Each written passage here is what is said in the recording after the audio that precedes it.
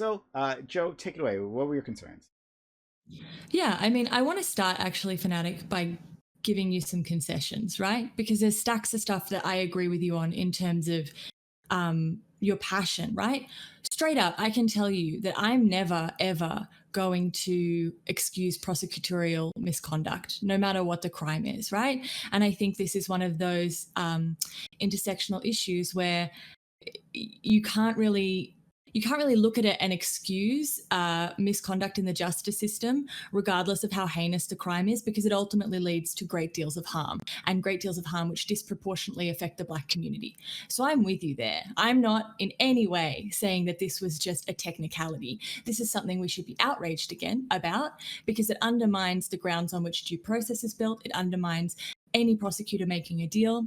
It undermines trust in the system and trust in the DA. So you're not going to find me trying to downplay this as a technicality. I think it was a gross miscarriage of justice.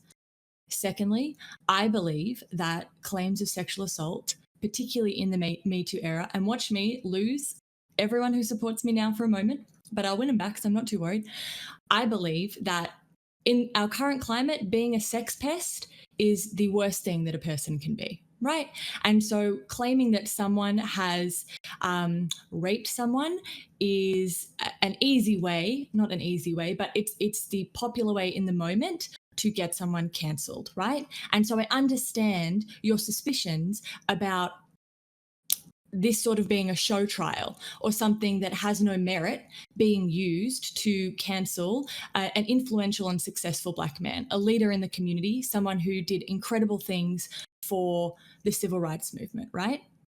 Mhm. So I'm with you there that can happen, and so your cynicism or suspicion that is occurring is warranted. It's not completely unwarranted because that does happen.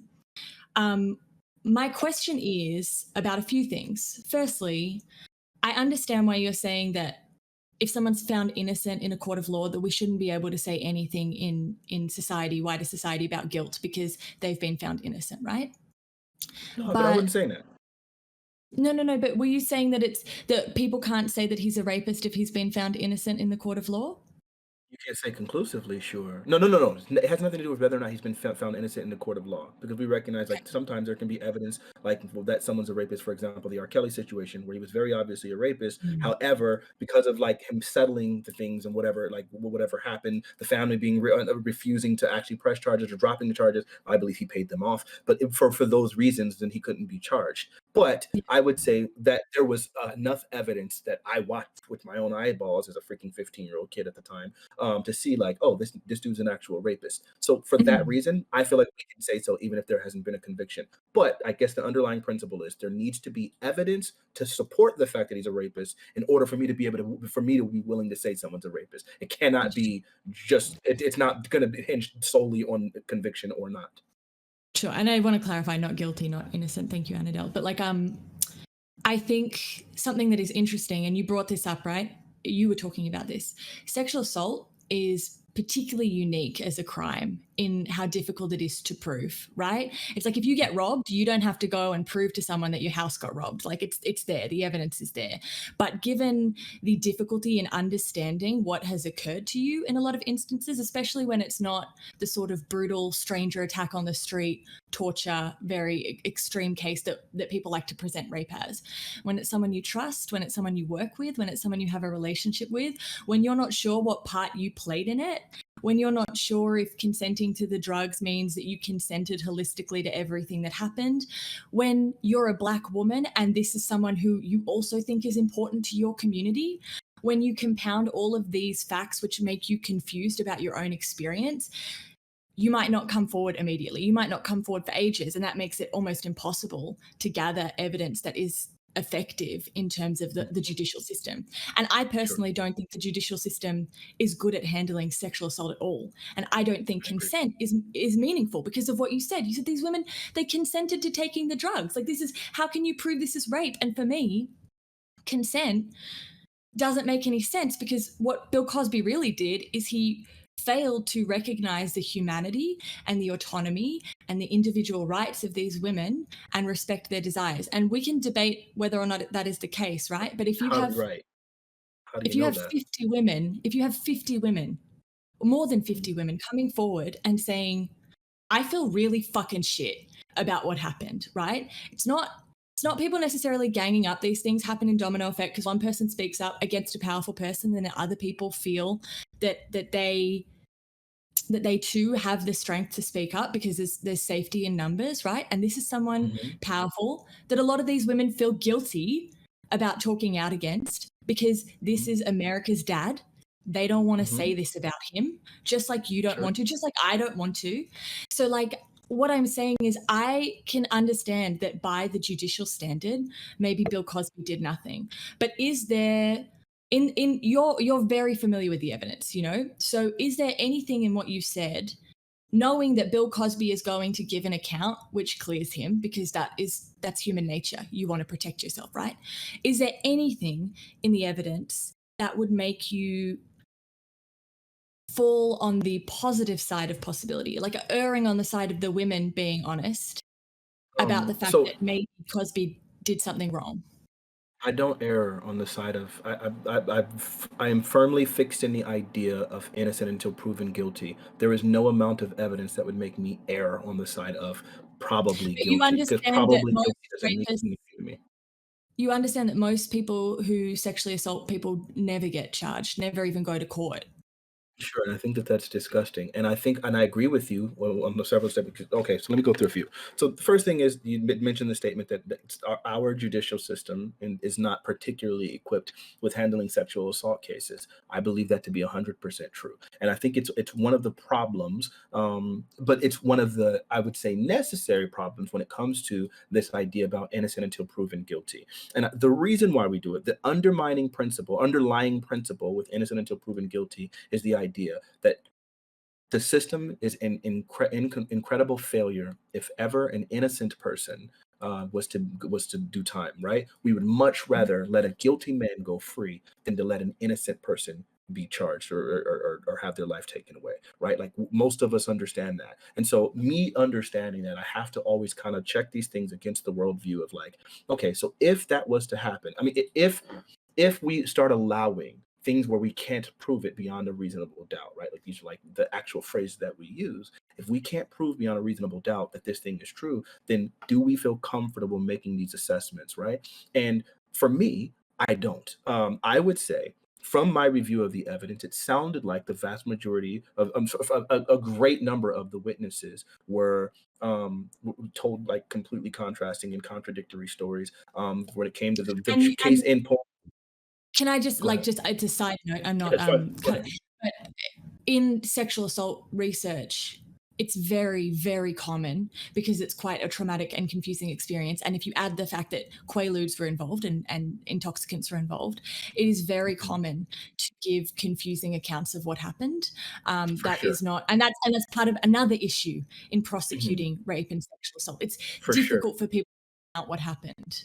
Yeah, I think and that's another unfortunate thing. And on top of that, you compound that with the fact that there was such a great deal. Our memories are incredibly fallible, right? Like we understand, like we a lot of times will think that we believe something, and then someone can point out to us something is completely wrong. Sometimes the things that we believe can be completely reinforced by other stimuli and things like that. So we're simply relying on memory is already shoddy enough. Add on multiple amounts of years to that, it makes it significantly worse. And I think all of those things are, while I will agree with you that these are things that make it inherently harder to prove sexual assault cases, I think that that is partially what's hanging me up, because I think, yes, I understand that by nature these things are, especially when you start introducing intoxicants, and then you include in something that can be again confusing because it's not always like Trauma, some things are yeah. great. Coercion can be great, right? Trauma can be whatever. When you add in all of these details, yes, they can complicate things. That's what makes me so alarmed when people can readily say he's a rapist, knowing all of these information, all of these details about how complicated it can be, how gray some of these areas are regarding coercion, regarding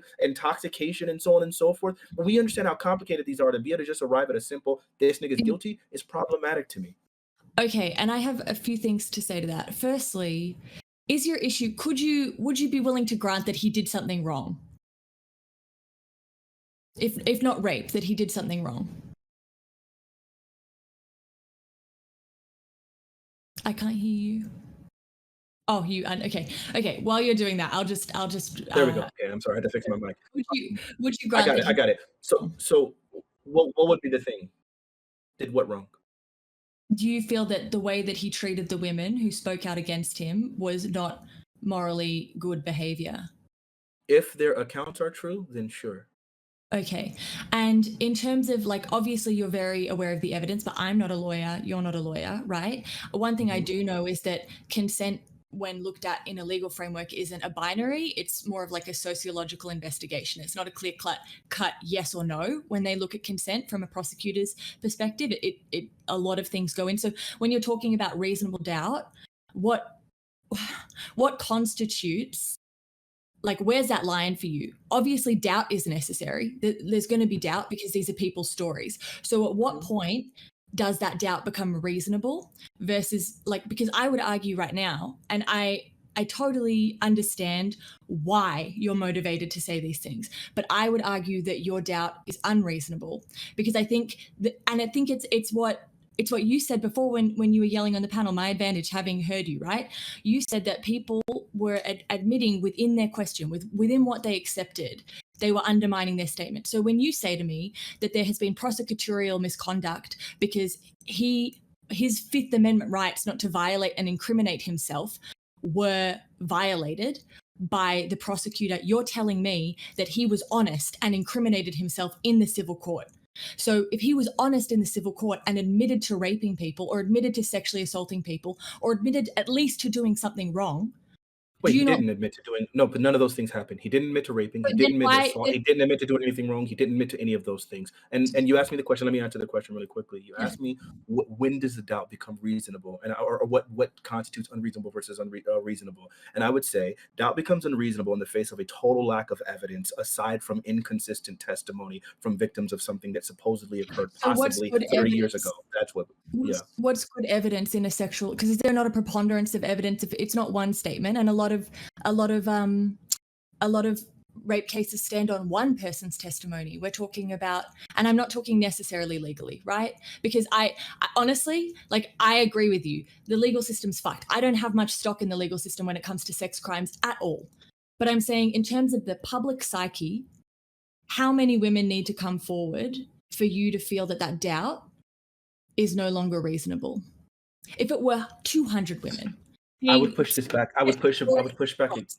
Sure, I'd push back against this period, right? Because I would say simply a great number of people saying something isn't enough for me. I need better evidence than that. And here's the reason why, right? So, like, how many people does it need to uphold something in order for you to say that it's morally justifiable, right? So what happens if, like, the 80% of the country thinks slavery is okay? Or 90%? What if 95%, right? Just because a great number of people say something doesn't change the principles. It's going to be a principle. So let me just finish really quickly. I have a principled position that a person is innocent until proven guilty, and simply a preponderance, or I'm sorry, simply a higher volume of people doesn't change that. Especially when we know that there's inconsistencies in a big portion of the volume, and we recognize that there is a motive attached to these. What is the motive? Other Can testimonies. You explain to me that? Because I think that's something you were saying too. Sure. So for a great deal of them, some of them literally tried to launch books from it. Some of them literally tried to get a lot of them knew that they would be receiving financial compensation for some of the interviews and things from them being from. What? Have there been books and interviews? Sure. What was her name? It was one of the chicks. She literally launched a book. She was a black girl. No. I mentioned no. It's not one individual. Obviously, Janice Dickinson released a book. Clearly, all of these women were doing all of these various interviews across all of these various platforms in which you are paid for those things. Some of them literally were seeking out trying to get a documentary. Plenty of them have literally tried to make defamation lawsuits by him simply saying that's a lie. So they were all trying to do civil defamation lawsuits. I really wish I could remember her name, but she was a Creole and black woman. She did it. So there's a number of cases. What? But Fanatic, can you understand the idea of defamation? No. Let me finish. I'm not being aggressive. First of all, I'm Janice asking you. Dickinson, I'm sorry. yeah, Yeah, go ahead. is super famous, right? So she doesn't really need a book deal about this. So Wait, I no, mean, she maybe literally testified against that in court. She said on the stand, I needed to write this book to fabricate it for money for my kids. While she used to be famous, it doesn't mean that she's not running into financial straits now. She is no longer has even like 1/10 of the star power. She was clearly in okay. financial straits and Doesn't matter. admitted to that. So no, that doesn't It doesn't. matter. So that's not true. Yeah. So, but okay, whatever. I can see that. That's fine. But my point is the fact that you can't even name the woman and you have to say she was Creole, sort of black. Clearly, she didn't get any sort of platform of this. Clearly, No, she's that's not not true. a commentator now. Shouldn't have I'm terrible a with bill names. on everyone. No, I know, but I don't know. I couldn't name a single Bill Cosby victim. I couldn't, She honestly. okay, but that just because you can't name them and because I'm particularly terrible with names, I can give you all of the surrounding information. I'm just happen to be horrible with names. She was literally in the front page of MSNBC and several other articles. She got more attention. I literally would, if it wasn't for her making these claims, I wouldn't have known she existed. So just because I don't know her name But doesn't who is mean anything. I literally read one of them earlier today, and all I could remember was her last name was Thomas, and her first letter started with an E. I'm awful with names, but I know the surrounding details and information. She was a That's fine. model. That's fine. We'll leave that. That's fine. I'm just saying the motive to me is a little bit shaky, even though I agree that being suspicious and cynical that could be a motive is reasonable. I don't see the evidence in this case to support that is the motive, right? Okay, that's all I'm saying. In terms of a shaky story, that is going to happen in every sexual assault account. And the difference between what you're saying about morality and slavery and what I'm saying about testimony is that morality, a lot of people would agree, is shaped by social contract and agreement. So sure, a preponderance of people agreeing on the same thing may shape our morals. But a large number of people stating the same facts is not deciding about an abstract moral system. They are stating their understanding of reality. So comparing the abstract idea of morality to people recounting what happened to them in actual fact is different. They're not comparable. Do They're not you understand necessarily. why they're not comparable? I understand why they wouldn't be comparable, except for the case in this specific situation where you have now a consistent narrative that's attached to something that was already tried, in which there was a deposition and the deposition became unsealed. And then after the deposition came unsealed, then you had other women coming forward with similar stories. So then at this point now, it seems Yeah. reasonable to me to be able to say that it's very possible, not completely unfounded, that these same women got access to this deposition, just as I did, because it was released to the public, got access to this 200-page, I believe it was, deposition. And now that they have this story, now they have a narrative. Now they start contacting this lawyer, whatever, and then one person comes forward and another person, and they recognize that these persons are getting literal, actual payment for it. They recognize that some of these people, Cosby settled for on defamation suits just on him saying that they didn't do it, because obviously it was more profitable for him to do so, obviously because of the effects on the media. So, like, literally, now you have, after these people have literally gotten multiple $1 million paychecks for being able to say that he defamed them, now you have more women coming forward. So I think at this point now, the incentive is there. Also, we already had the previous knowledge that Andrea Constrand in 2005 happened to have been civilly paid out for this. So this is not some unfounded thing where plenty of people get large paychecks for these kind of things. So to say that No, this is shaky is absolutely untrue whatsoever. I didn't say that. I said I actually agreed with you. I said very often people fabricate stories in order to get a payout. But I'm pressing X to doubt on the fact that this is the case in this situation. Oh, And the I only can't say for sure. I'm saying this is a yeah, possibility, and I'm saying it's a likely one, given the fact that some of them also were lying and found to have been lying. but That's what makes me even more likely to be able to believe it. you know what I find distressing about what you're saying, right? In terms of the stuff that is making you doubt the stories, it's the stuff that will occur in almost any case with a serial rapist, right? So when you tell me that people came out after one woman or two women or three women came out and were believed, that is going to happen anytime there is a serial rapist, because it is a big deal to come out against a predator. It's a huge deal. So if you're saying, oh, to me it's sus that it wasn't until these other women came out and there was a deposition that people could access, a deposition which I'm sure those women read, because I'm sure they wanted to be looking at the deposition and seeing if what happened to them looked anything like what happened to this other woman, right? They wanted to see if the fact they felt uncomfortable about what happened qualified as a sexual assault, right? So to me, it makes But you don't total know sense. that. I'm not Okay. saying that it did qualify. I'm just like, I'm saying it makes sense to me from the perspective of a survivor that if I had not come out about my abuser and someone else came out and said that person abused them, I sure shit would want to get that testimony and I sure shit would read it. And if I resonated with what happened in there, you know that then I'm going to come out and say something. So my concern is that when you say, oh, it's sus that someone came out and there was a deposition and then all these women came out and they wanted to speak publicly. And another reason that women often speak publicly about extremely powerful figures who abuse their positions is because they know it is unlikely that anything will happen in the judicial system. So maybe they get paid, because that might be some of the only compensation they ever get, by the way. But also maybe they speak out in a public space because they want people to know that Bill Cosby did something to them that is unforgivable. And they want that known on the public platform. So the very power that he used to get access to them is corrupted a little bit. You're Do you muted. understand? You're muted, buddy. You Yeah, I'm sorry. So I understand how that makes sense to you as a survivor, right? Like I can get how that makes sense. I'm saying if I was, that's If you were, right. I'm sorry.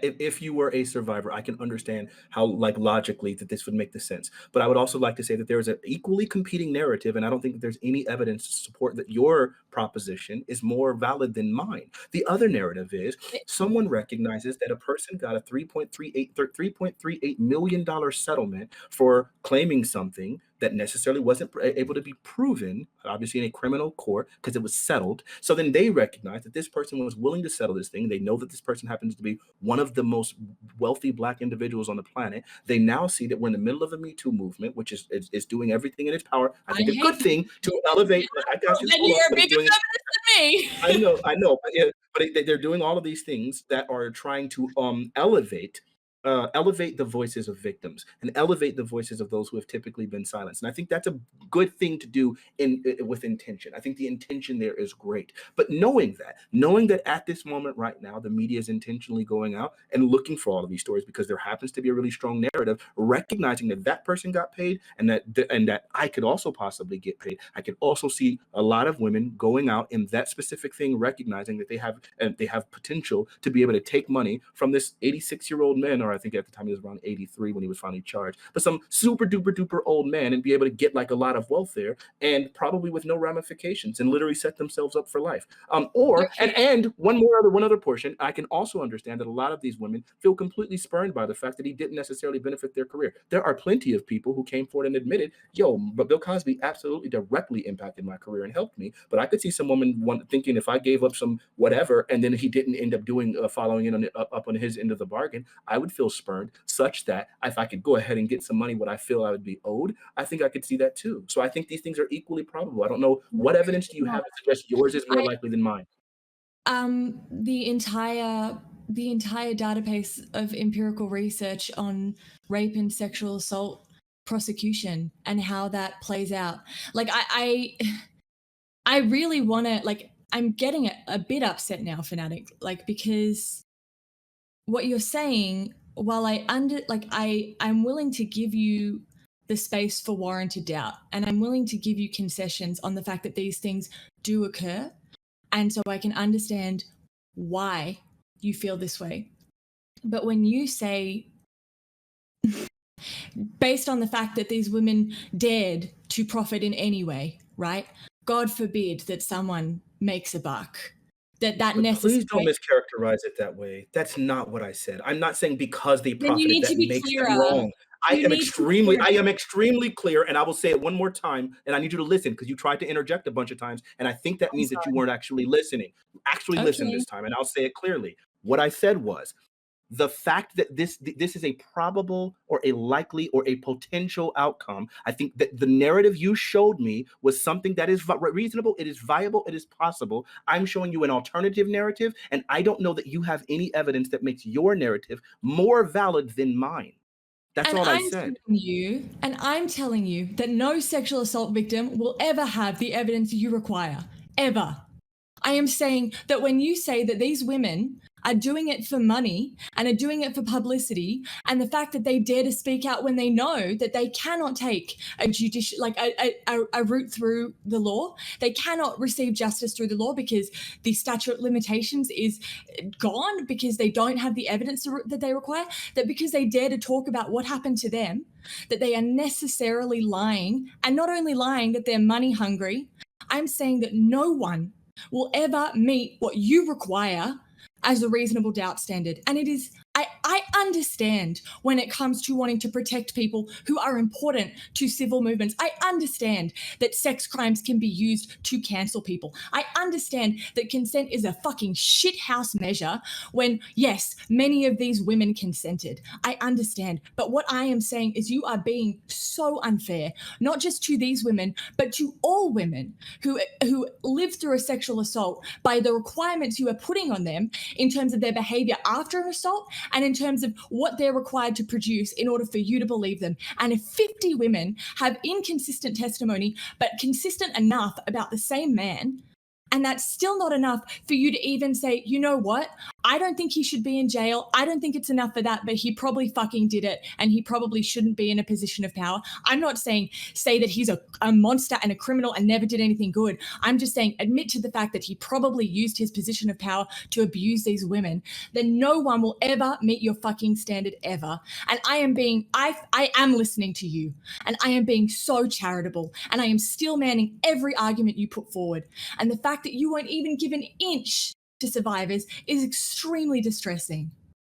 Okay, so first off, I don't think that it's true whatsoever that no one would ever meet my requirements. This specific case doesn't apply to everyone. Most of the time when people are coming forward, it's not about specifically hyper wealthy people. There are plenty of people who come forward about cases that don't involve any power structures whatsoever. And in those cases, those women wouldn't already have this immediate presupposition or this immediate assumption or this immediate suspicion that there's a potential that they're doing it for money. So there are plenty of sexual assault victims who actually meet these requirements. Plus, we have all of these evidence where cases are made immediately preceding a freaking assault. Plenty of people come forward about assault really, really quickly. So don't ever try to sit here and juxtapose or extrapolate from me right now that somehow I'm making this assumption about all cases. We're talking about one specific case. No, I'm going to finish. We're talking about one specific case with one specific man, with one specific witnesses, and you're trying to generalize this to apply towards all victims, which is posturing and absolutely untrue. I do not like being mischaracterized this way. I'm not making a broader statement. We're talking about this specific case with these specific confines, with these specific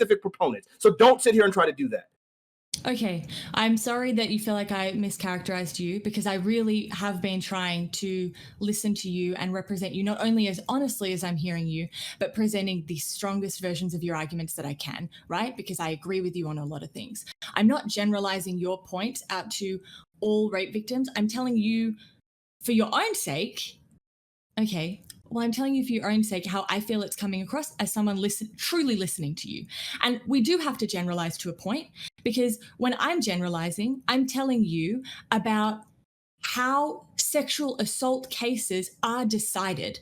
I am using the general empirical data we have about how evidence is collected and assessed in sexual assault cases. So when I'm generalizing, I'm taking the existing empirical research that we have that explains how we prosecute sexual assault, how we determine guilt in a sexual assault case, and I'm bringing that to you and saying it is common for women not to come forward straight away. It is common for women to be confused about their stories. It is common for women to feel guilty and feel that they played a part. It is common for women to go and seek media sources or gossip culture, talk about it on social media when they know that the police either won't believe them, they won't have enough evidence for a court case. All of these things are not atypical. And when you present them as suspicious, you are invalidating a great deal of victims' experiences. I'm not saying you're some monster or you're doing it or you hate rape victims. I'm not saying that. I'm trying to get you to see that in a lot of cases, the facts are very similar, not just when it's a celebrity. In so many situations, the facts are similar. Yeah, so I think there's a few things, or there's one really simple thing. So let me ask you, because I'm not denying that these are all potential problems associated specifically with these cases. I think we can point out to where plenty of cases where the justice system has specific outcomes that are somewhat harmful that we would want to make better, but there are specific complications, right? Like, for example, in murder cases, very often in specifically Black communities, that there's a lot of people significantly less likely to corroborate with the police. I wouldn't then say, well, since that's the case, let's lower this barrier so that we can start criminalizing more people without evidence. And that's what I feel like you're doing here. So let me ask you this question. Given that all of these cases, like, these are typical properties associated with it, do you think that we should lower the barrier for guilt associated with sexual assault cases? That's a great question. It really is a really good question. It's part of what I spoke to Prime about yesterday. So I don't think we lower the bar in relation to guilt. I think we need to change the standards we use to assess sexual assault, not lower the amount of evidence you need, but look at the evidence differently. I personally take real issue with sexual assault even being dealt with in a punitive legal system. I don't think it's the best way to approach it. I think what is most important to victims of sexual assault is truth telling, the ability to get accountability out of their abuser, the ability to have their questions answered. And I don't think that a punitive legal system creates a space where people are willing to tell the truth about what they did. So I don't think that the legal system works at all, right, for this sort of thing. So I mean, you might be, I'm sure that on a different panel, you'd be like, fuck, put all No, rapists in jail, burn them, put them on the sun. Like, and I'm saying I would rather, and say I don't feel that way at all. I don't feel that way at all. I would rather that Bill Cosby had a space where he could be honest and say publicly, to give his victims a sense of relief that he did this, that he knew what he was doing, that he had a specific intent when he did it, and that he didn't acknowledge the humanity in his victims when he did it, nor did he respect their desires when he did it. And that, to me, would be fine. It's not about lowering evidence to get guilt. I want the guilt to come from him. I want to create a space where he admits to what he did. So I'm not out here saying, like, let's lower the bar so we can chuck all men in jail. Well, I mean, but this is what I come back to, Fanatic. If he didn't incriminate himself in the civil case, how are his Fifth Amendment rights violated by that testimony being used to come after him in the criminal court? Clearly, he said sure, something. I can answer that question for you. It's a great question. And I think that it really points out something that I've always felt was problematic within our judicial system, right? It's that the barrier for proof for a criminal case differs from the barrier for proof on a civil case. On a criminal case, it's beyond a reasonable doubt. On a civil case, I forget what the exact phrasing is, but it's significantly lower than that. So now at this point, you can use this deposition against him in a civil case. And then again, it wasn't even that he was found guilty in a civil case, he settled it. And so I think that's why that's where the violation comes from. We understand that there was a difference. This is why O.J. Simpson was not found guilty in his criminal case, but he was later on found guilty civilly, right? Because the barrier for proof is totally different. There was obviously reasonable doubt, but reasonable doubt is not enough in a civil thing. And so that's the difference in those two things. Okay, but can you just, I'm not very good on the law because I hate justice system. So can you explain to me though, right? Obviously the barriers for guilt are different, but the testimony doesn't change, right? So the testimony that he gave in the civil case, it has nothing to do with what, like, they didn't say in the criminal case, well, he was found guilty here and that's the evidence we have. They took the actual testimony and transplanted it. So right, but you know, he wasn't tried or found guilty in a civil case, right? You know that he settled it, right? Sure, but what my question is, like, what evidence, like, how does the levels of guilt, how does that affect the actual evidence? Because to me, the incriminating part is the evidence, not the guilt. So in the civil case, they decided not to try him criminally. Then afterwards, there's a civil case in which during the deposition, he says certain things that they then take out of context. One of the things they asked him directly, did you ever have quaaludes, or did you provide quaaludes to women, or did you buy quaaludes for women? And he said yes. He admitted, I recreationally, key word there, recreationally took quaaludes with women. So he admitted to that. That's what people have been running with in order to say, so he admitted to giving women quaaludes. Because see, once you give that admission that I willingly recreationally took quaaludes with women, now people can take that and say, so he did give women quaaludes. When the competing narrative is that he gave quaaludes to women without their narrative, you can then run with just the statement, Cosby admitted to giving quaaludes to women. I was just on a panel just a few hours ago where people were saying Cosby admitted to assaulting women. He admitted to drugging women without their knowledge. They've moved the narrative so much further from what he actually said. I know what he actually said because I read it with my own freaking eyeballs. So Yeah, sure. now at this point, I'm going to okay, bring in, and so I just want you to know, I'm going to bring in one additional person into this, right? And then maybe another one later on. I feel like we had a good, okay. No, don't, well, I don't think we got where I wanted us to get, but I think we got places. Let me just finish this one last point so that we can update really quickly. So after that civil thing was dropped, they then went on to retry him in a criminal case, right? Which is not legal because at this point, and then the person who made the claims originally that he was doing it, the district attorney, literally admitted and testified in court that he intentionally did this so that he wouldn't have his Fifth Amendment right. He literally admitted to it. I don't know if you can get a better smoking gun than that. No, FANATIQ. And to me, they're totally separate issues. I completely agree with you on prosecutorial misconduct. We have no debate there whatsoever. I was asking you specifically about what evidence was taken from the civil case that was incriminating in the criminal case, because for it to be incriminating, there has to be something in that evidence which suggests guilt. So I was just wondering what that was. Sure, but you understand that just simply a suggestion of guilt means almost nothing in a country in which we have 1,800 exonerations a year on black men, right? They make up 47% of the exonerations. You understand, right? You're not me advocating for the justice system. I'm a prison abolitionist. I don't think rape or domestic violence or any of these. So then that means good. So then that means that you understand why simply referring to the fact that something was guilty doesn't imply that someone actually did the actions, right? Doesn't mean that you can't necessarily extrapolate those. What I'm saying is, there must have been something incriminating. I'm not saying guilty. You're telling me that we need for you to believe that there was any sort of crime. You need evidence. You need beyond reasonable doubt. So I'm just wondering what happened there, and if that would get you any closer. That's all I'm wondering. Sure. So I'm answering the question by pointing out to you that you're. I'm going to provide you with a direct quote. FANATIQ. Let me finish. Let me respond to her thing really quickly.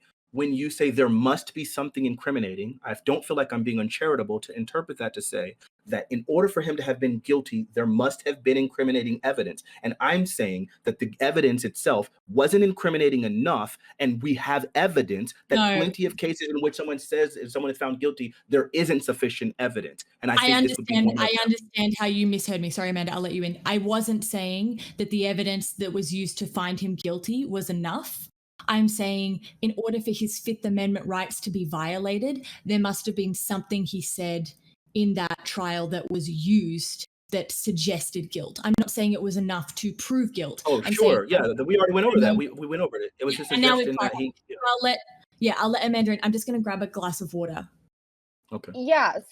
So FANATIQ, you keep saying that he didn't admit to raping or assaulting women. You also have stated that the media has misconstrued, his comments and stuff. But like we've been talking about, there were different cases. So there were first the civil cases that sparked the criminal proceedings because more people started to come forward. And so there, like you were saying, there's different standards of evidence. In civil proceeding, it is preponderance. Oh gosh, now it lost me. But then of course, criminal is. Thank you. Yes. And then beyond a reasonable doubt in criminal proceedings. Now, in the civil case that was settled, Bill Cosby did state, well, let me back up a little bit. So on the panel, you stated something about bringing alcohol to break bread, and then, having sex isn't rape, right? Not necessarily rape. Yeah, yes, yep. And then Prime, went over all that and explained how there's a spectrum. Well, in the civil case, there was this, I'm going to read you a quote, okay? It says, when you got the I can't say that, the qualads, thank you. Was it in your mind that you were going to use those for young women that you wanted to have sex with? Yes, Cosby answered. Did you ever give any of those young women them without their knowledge? And then his attorney objected, and that question was no longer answered. So since there was intent there, would you say that that then is rape? Wait, no, not necessarily, especially when you know that people, when people take drugs recreationally and they're a common recreational drug, you would have to prove that he intended to give them to the women surreptitiously, which you don't have any evidence from that initial statement. You would have to prove that he gave them such amount that it incapacitated them, which you don't have admission of from that statement alone. So you don't have enough evidence to suggest that he drugged women. You don't have enough evidence to say that he raped women. If I intend to bring liquor to a house in order to have sex with the woman, there is a spectrum. I can bring too much liquor, or I can have them consume too much liquor to the point that they're incapacitated, and then that would be rape. Or we can consume a responsible and reasonable amount, at which point you would not be able to say that I raped somebody off of that statement alone. That's Except all you for have. But that's not all that's there. We have 50 some other women that came forward, which I understand your argument in regards that some people are lying. Yes. No. Because as Joe was explaining, there isn't ever evidence. No, let her finish, please. Okay, she can continue. As Joe was explaining, there isn't often evidence in rape cases. So we do go off testimony. And so I don't understand why you can say that one man is telling the truth, whereas 50 women are probably lying to get a payout. So what is the difference here in this testimony? And why are you holding weight on one person over survivors? And I don't understand this logic. And so statistically, women don't come forward. You were saying it's as probable, but it's not. It's not as probable for women to come forward for reasons other than being victims. Okay, so that was a complete gish gallop, and I'm not going to move forward, and I'm not going to address any of the things that you just said until we address with the first thing that we were actually dealing with, because you literally just moved the conversation to something totally different. Right now, we were discussing whether or not Cosby admitted to drugging and raping women, and you tried to read that off as if it was somehow an admission of rape.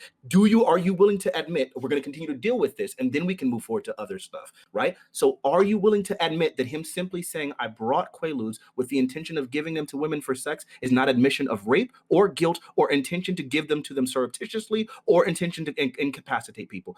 Is that a founded statement? That's probably too much. Let's say it really simply. Is simply bringing Quaaludes an admission of intention to incapacitate women? No. But okay, that's one. Hold up. Nope. We're going to go through it. We got to go through them. Secondly, is there proof just in his admission that he was bringing Quaaludes to incapacitate women? To give to women. Is there admission that he gave them to them surreptitiously? I think yes, based on all of the people, all of the victims. No. Based on all their testimony and experiences. That's not the question I asked. That's not the question I asked. The question I asked was specifically in that single sentence that if you need to quote it again, you can, that I brought Quaaludes and I intended to use them on women. Is there admission that he did so or intended to give it to them surreptitiously in that statement alone? Why are we honing in on one exact statement? We are collectively that's how a court case works. You collectively bring in testimony and all of that. So let's not just hone in on one exact statement. We are literally, you are literally saying that this guy likely or are arguing that he did not rape people when the preponderance of evidence in this, well, like you said, that was actually settled. So it wasn't, agreed or guilt or not guilt, even though that's not how civil cases work. But now I lost my train of thought. Sorry.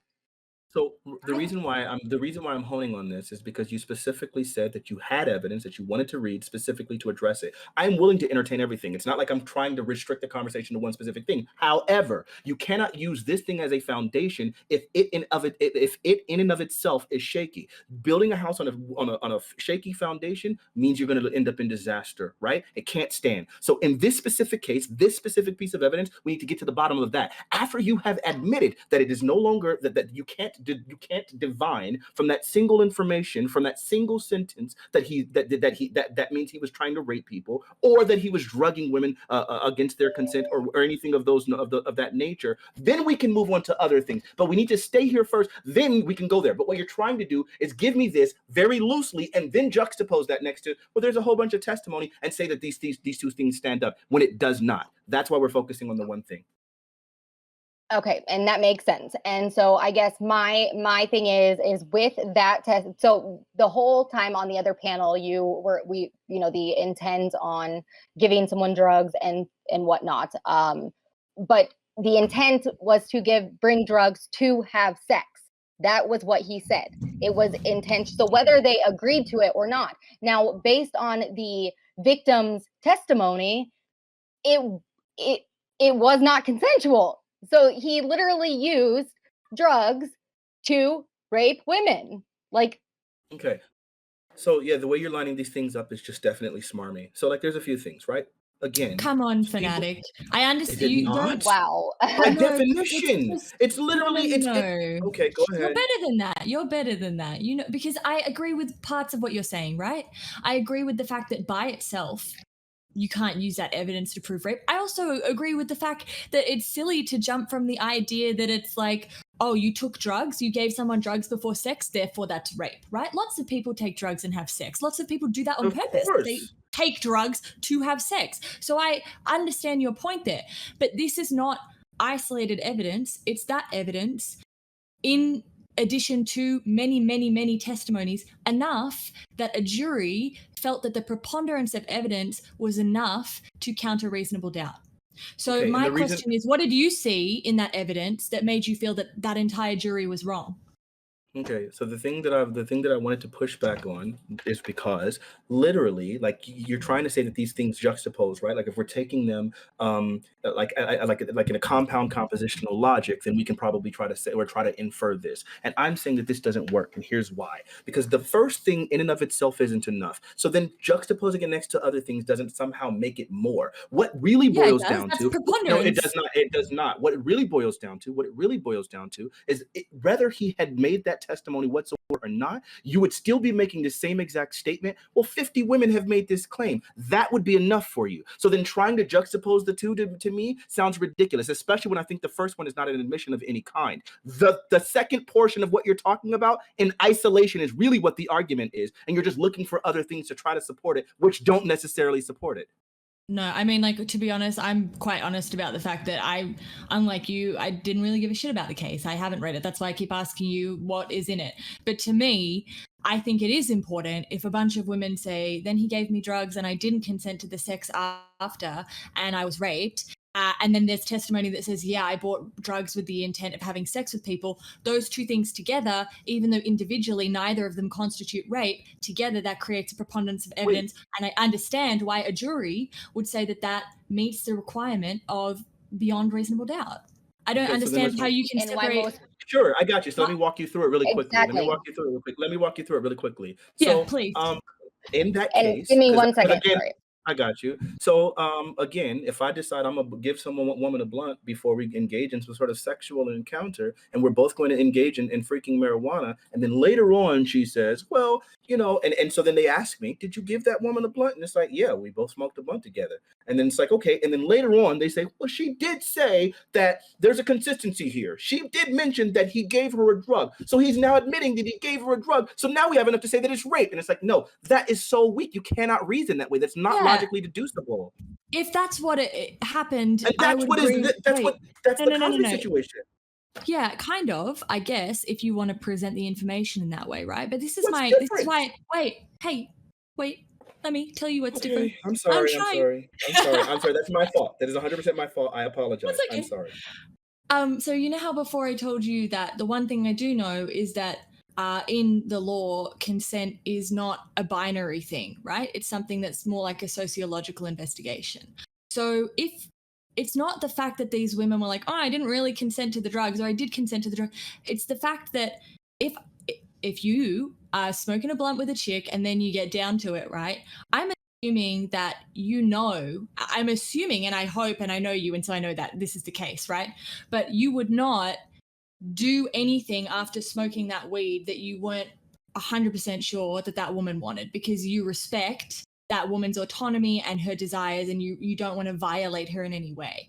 So what is happening here is women are saying, even if I said yes to the Quaaludes, I didn't say yes to the sex after, right?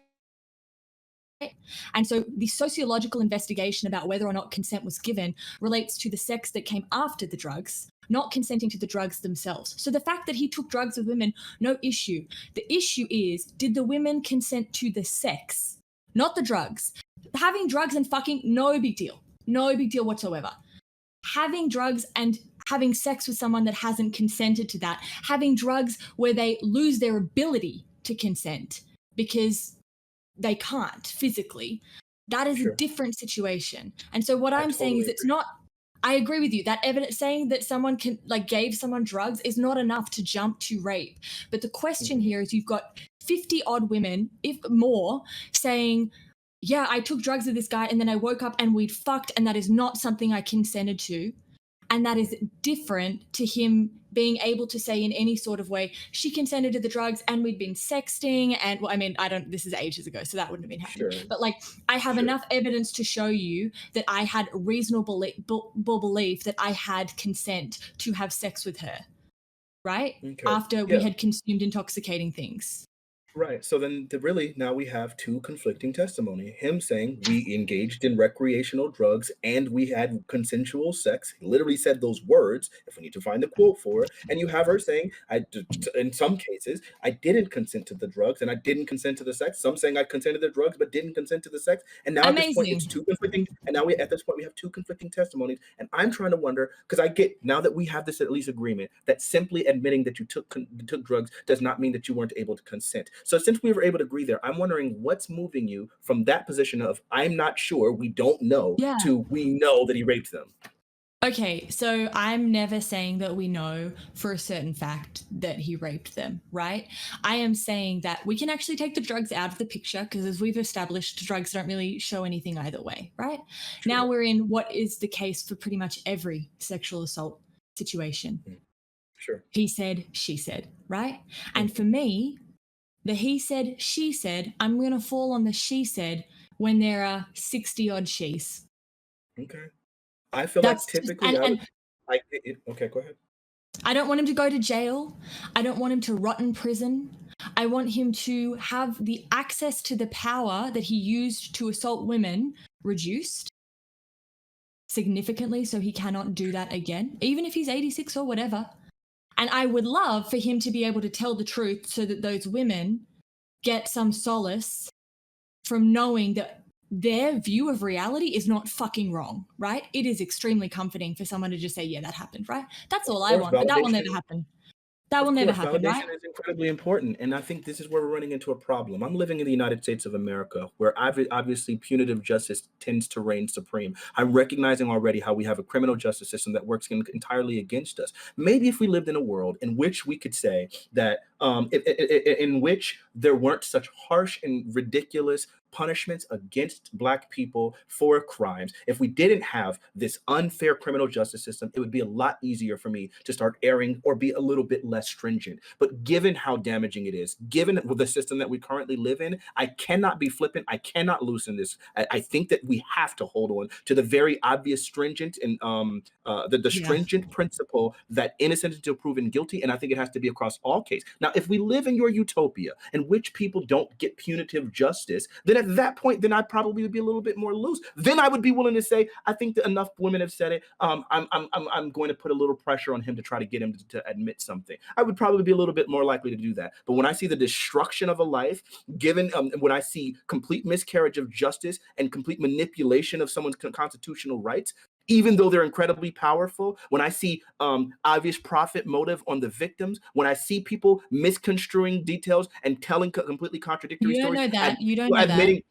Literally, she said the words out of her mouth, I lied to get a check. I lied for a check for my kids. Those were the words out of Janice Dickens' mouth on the about stand. one woman. She said it. One Oh, no, woman. so I do know that about one, and I also know that on several other cases, women told multiple different stories that, what's it called? Even with Andre Contran herself, the district attorney himself said that she told contradictory stories. So we do know on multiple of these. A lot Huh? in sexual Right. So, okay, I assault. got you. So now when you put all of those things together, right, in the same way you're talking about preponderance of evidence, I say when I juxtapose the profit motive, I juxtapose the amount of time, I juxtapose, obviously, the story came out first in 2005, so now they had a narrative that they could go with. When I juxtapose all of these details together, then that's why I have to be really, and that's all what I'm causes like, I actually feel like what you just said is the closest we've got, right? Because this is why at the very beginning I said to you, I agree with you that the justice system is fucked. I agree with you that I understand why you feel that this person could be targeted. I understand the reality of race and the justice system. I understand the reality of sex crimes and the justice system. So I understand, and I am not and that's why I said to you, if we took the legal side out of it, would you be willing to admit even to a little extent that he did, knowing that, honestly, Fanatic, like, come on, we're on a Twitch panel, right? You saying that Bill Cosby did something wrong, not even that he raped people, you saying that Bill Cosby probably did something morally ambiguous is not going to land this 86-year-old man in prison. You personally aren't going to platform him. I'm looking at a chat that fucking hates you right now, when I know that deep down, if you took the legal shit out of it, there is a part of you that would recognize that probably something fucking bad happened here. And I'm just saying, there's a potential. I would say, look, because even if rape isn't a thing, I would say what sounds to me, what I feel like all the evidence points to and suggests is that what he did was dangle careers in front of women and like imply that he would help them with their careers in order to get them to have sexual relationships with them. And I think that that's pretty disgusting. I think that right there is manipulative, and I think that that's disgusting. I think that happened. I think, again, I think there's plenty of evidence to suggest that. Can I ask a question? Can I stop? Because I want to say something to that very point. I just have a question. Do you think that he dangled the possibility that something good can happen in their career? Or do you think he ever put people in the situation where, whether he said it explicitly or not, they felt like if they didn't have sex with him, that he could ruin their potential career? I think, listen, so that's one of those situations where I think I could see them believing that's a potential. And because we're from the entertainment industry, you know how, like, someone in a position who's like a bit more successful than you, like if you're in a position where you thought saying no to someone they had the power to end your career, that's a bit different to someone saying, if you have sex with me, I'll make you a star. The difference between if you have sex with me, I'll make you a star, and if you don't have sex with me, I'll blacklist you. There's a difference between those two statements. They are extremely different statements. And I would say that at this point that there are potentials for this, right? There are potentials for this. But then again, with those kind of things, I think when we start trying to charge someone with sexual assault, right? The nature of this conversation. We're taking the law out of it, please. I got you. I agree. Okay, well, fuck the law. Fuck lawyers, fuck the law. All right, fuck so listen. I will give you this. We're going to move forward to this next portion of the conversation. So then I need you to say legally, you think that there should be no conviction of sexual assault for Bill Cosby. Yeah, because there was prosecutorial misconduct. I said that when I first got on the call. Okay, but we were talking about the evidence. And that's where I guess I don't know the evidence. Yeah. Right. Yes. So then so are you willing to say that you are unaware of any evidence that suggests he's guilty aside from inconsistent testimonies? I didn't have to say the word inconsistent. Well, aside from testimonies, right? Aside from testimonies, are you aware of any other evidence that can be used to convince him? I'm aware that a jury of your peers, I'm Australian, found that there was enough evidence to, I don't know. So I can't speak on it. And I'm unwilling to, because so much sexual assault law is decided on testimony alone. So you saying that testimony isn't enough undermines the entire basis of any sort of legal recourse for sexual assault. Right. And I think that's but one of the wasn't problems. it overturned because he admitted to it? And it was a Fifth Amendment violation. So, like, isn't that the basis of the case? I'm going to bring in one other person, but continue. Okay. It wasn't overturned because he admitted to it. He never admitted to it. We already went through this piece of evidence. The piece of evidence that you're referring to that implies that he admitted to it was the piece of evidence in which you literally just admitted that from that we can't construe the idea that he was a rapist. From that thing alone, you cannot construe or cannot extrapolate that he's admitting to rape. So I'm not going off of my exact quote. I briefly read something else about how it being overturned because his Fifth Amendment was violated, and he, yeah, yeah. So I don't have that quote. Maybe I'll go try to find another one. But I thought that was kind of the basis to it being overturned. That was the basis. I'm sorry. That was the basis. That was the basis that they were using. That was the thing that they were saying was a testimony. But I'm sure. But I'm sure just right now you were willing to admit that from that statement we cannot conclude someone was intending to rape someone. And furthermore, I think there's God knows how much context that clearly illustrates. Given the fact that Dr. Cosby in that deposition was clearly denying any form of rape whatsoever. I think then trying to extrapolate these words that he willingly admitted to is being incredibly uncharitable when we know the basis for which he was saying it. He was saying he literally said the word consensual. So if that's the case, the idea that you would then try to extrapolate he drugged and raped women, it's completely ridiculous. What is that saying? What is that saying when you die, like if you die on a hill? I'll you know what, Fanatic, I'll give you it. 50 plus women's testimonies is enough for me. That's enough. That's fine. So if 50 women's testimony is enough for you in our justice system, given how much corruption that we see, given all the profit motive, given when we saw inconsistent testimonies, given the fact that given how many people sought financial benefits and saw the financial benefits before they started doing so, if that's enough for you, then that's enough. But for me, given all of that other information, it is not enough, and especially when we're talking about criminally.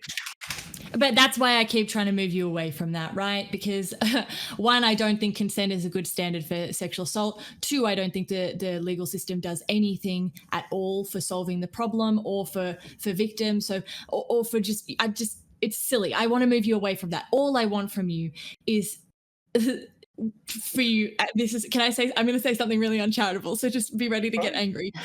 Okay. All I want from you is to stop making statements that sound like you're saying any woman who's been sexually assaulted and made money or spoken publicly about it is a gold digger and a liar. That's crazy. No. See, that's you're right. You did get me upset about it, but I'm going to go ahead and react calmly, okay? Even though try it. Misconstruing my words. I will succeed. I have that much control when I decide to. Do you? So I think, of course, when I decide to, but of course I have to make that decision, and I'm going to do so now. Okay, I don't think that any woman coming forward receiving monetary benefit necessarily invalidates their argument. I need that to be stated really clearly. Any woman coming forward receiving a monetary benefit does not necessarily invalidate their argument, or it doesn't make me question them automatically. What I would say, though, is if you have specific cases with all of these other previous things attached to them, it makes me question women in this specific situation. So I'm not making a statement ever in any way. This is not generalized to all other sexual assault victims. If you want to ask me other specific cases, I'm willing to go through those things. I do believe that there are cases in which women have been absolutely violated and they should receive monetary benefit. One such case would be someone like Harvey Weinstein. We have evidence that that he actually did some of the things that he did, and given that literal, I heard it. There were literal audio recordings. Recordings. So that's a stand. I've heard it with my own earballs. No. I'm just trying to get a sense, because I'm like, oh, okay, so you're accepting their story. So what evidence did they have that was convincing to you? I'm still like in my head trying to work out like this standard of reason. What differentiates this one, right? And the thing that differentiates this case is that there was like literal audio recordings. So similarly, if Andrea Constrand was to actually get audio recordings from Cosby admitting to doing something like that, I would 100% accept that as truth, even if it was inadmissible in court. Even if it was inadmissible in court, I would personally say this nigga's a rapist. Freaking R. Kelly wasn't charged, but he's a rapist. Kevin Spacey wasn't charged, but he's a rapist, right? Like there's enough things where you can have certain types of evidence, right, that would like cause you to believe that a person is a rapist. And it's not going to be tied to just like a conviction or not. But Fanatic, can you just give me like one, like you realize and you can admit it is very, very rare that a woman is going to be able to record her sexual assault.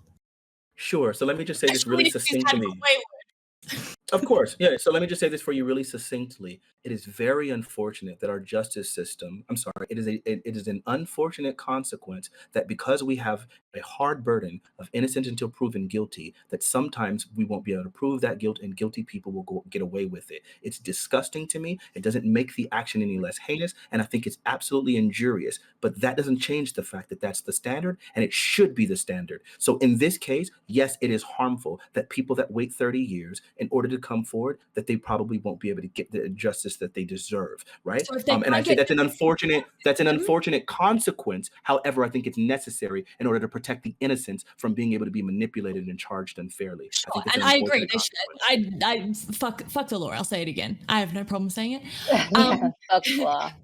But if they can't get justice in that way, are they not allowed to speak out about what happened to them and try and get I- justice socially? I But think- you're saying when they Sure. do that and when they make money off it that they're lying because there's Can now I a ask a financial question that kind of ties It's not into this? just that. There's a whole bunch of other details, but go ahead. Yeah, just- so why can you say that like R. Kelly and the rest of the people that you mentioned definitely did rape or assault women, but not Cosby? Where are you I thought we were getting following the the conversation. difference of evidence, I guess?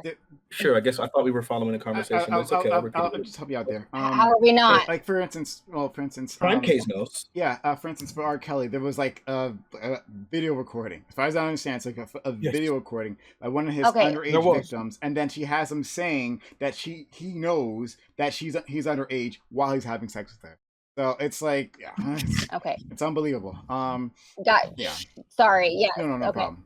that is Sorry, I have kids, so sometimes I have to walk away from streams and I don't that's fair. catch That's fine. the whole thing. And That makes get sense. That's distracted. fair. So yes, I'm sorry. Joe? it almost sucks. I don't want to say that it sucks that occurs, but like it's such a rare occurrence that someone is agree. going to have kind of evidence that it almost sets an unreasonable standard for anyone who's sexually assaulted because No, the idea but- no. no, let her no. You keep doing that, Well, Joe. let her finish, please. Okay, I don't care about the law, right? I don't think it's an appropriate way to deal with sexual assault. Fanatic, come on. What I'm I'm listening, saying, but I know, I'm but listening. and so I know you're sort of listening. I want you to listen to me, right? What I'm saying is, in a situation like R. Kelly, where someone is being groomed long term, they know that when they walk into a situation that they're going to have sex with their abuser, right? But in most cases, when you're sexually assaulted, you walk into a room not realizing that that's how things are going to play out. So it's a lot harder to have a video set up or a recording there.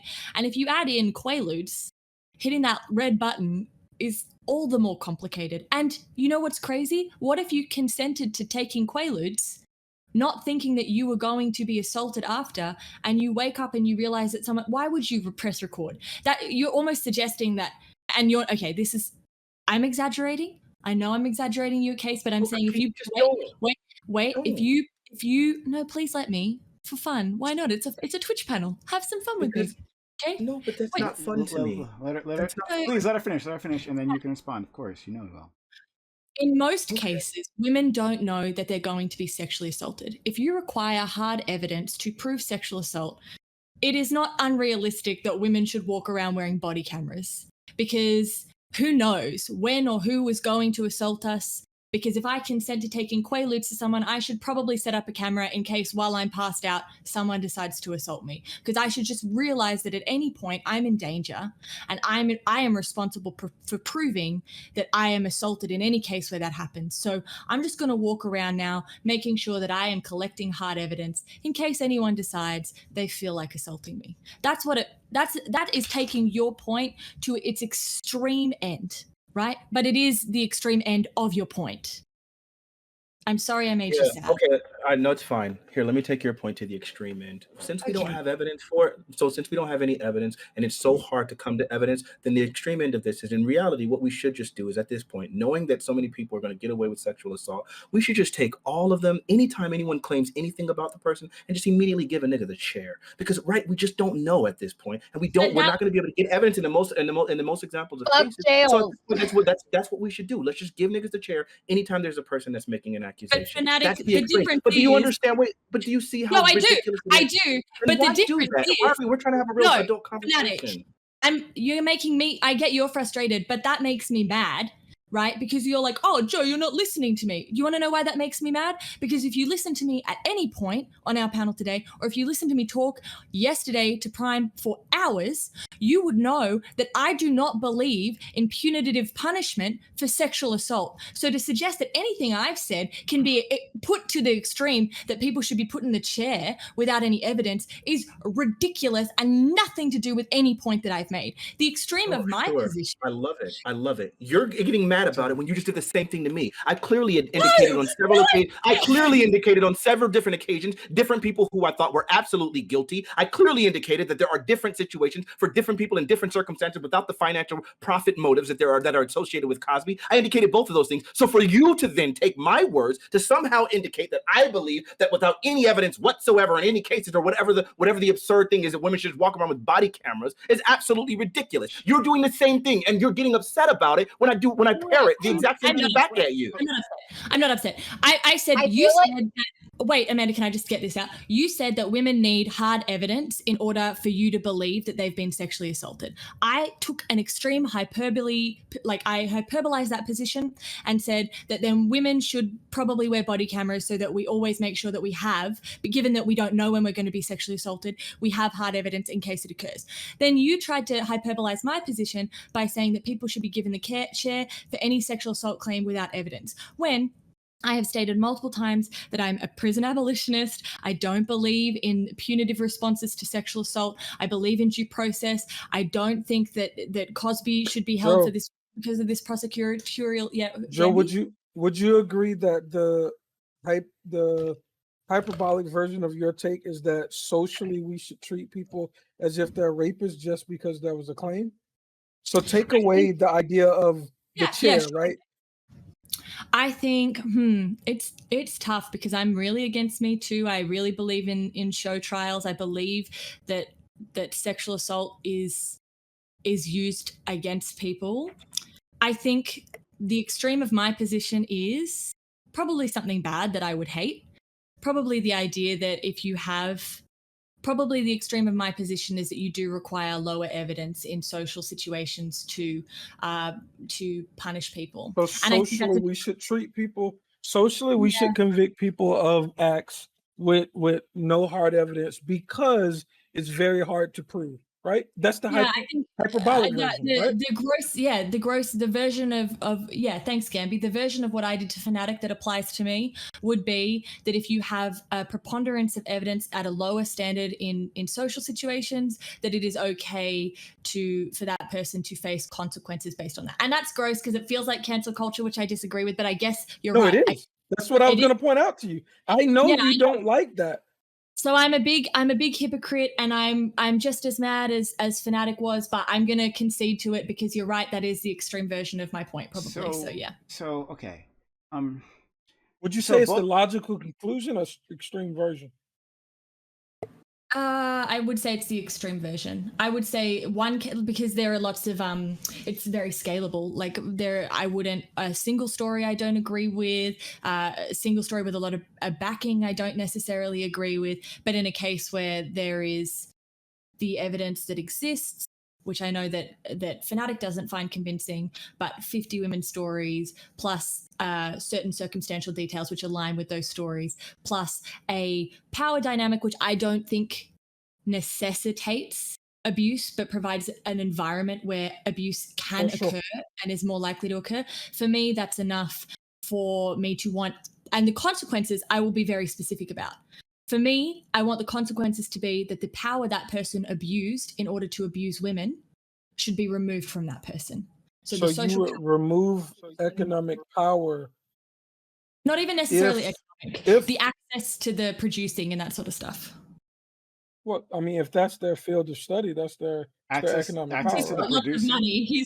So access to the producing. Can you explain what that means? So I mean, like, if he's in a position where he has control over people's career. So if he's a showrunner on a huge show, if he owns a production company, if he has access where he can build someone's careers, this is the sort of access I want removed from him until he shows that, like, No, so you know, imagine this though. He's one of the biggest people in Hollywood at this point. So what yeah. exact powers would you remove from him to remove the power dynamic between him and women? Because he's Well, yeah, literally one of the most powerful people on earth at this point, right? Yeah, you're right. Okay, so maybe what I would do is, instead of removing anything, I'd just make it very clear that he's a fucking rapist. So then at least women knew that when they were walking So into an interaction, and people knew that this is someone who, like, you don't want to necessarily be alone with until that person proves that they be a reasonable. So we would socially indict people based off the amount of people who make a claim against them, and you understand what cancel culture is today. No. Well, no, I thought you were giving your logical, conclusive version, not the extreme version. The logical, well, I mean, it depends on. You said if enough people. Well, but I'm just saying. You said that if enough people come, it's not just one, right? But you said if enough people come out against someone, then that would be my bar on whether I think that we should socially indict them. And we live in a world of cancel culture. We understand that. My genuine take is, if enough people came out with consistent stories that were compelling, that fit with circumstantial evidence, that fit with an environment that allowed for the abuse of power, yeah, there's some very specific things. Yes, that would be enough for me. Different cases, I would take each at face value. I can't give you a generalizable statement because. Let's talk specifically about this one. What if there seem to be various amounts of inconsistencies in the stories of the people giving these claims, as well as people directly saying, I was seeking financial benefit and that's why I attacked this person's character? Would that sway your opinion at all? The inconsistency, no. Depending on what kind of inconsistency it was, just because inconsistency is very common in recounts of sexual assault, especially as time goes by, especially if you add in something like quaaludes.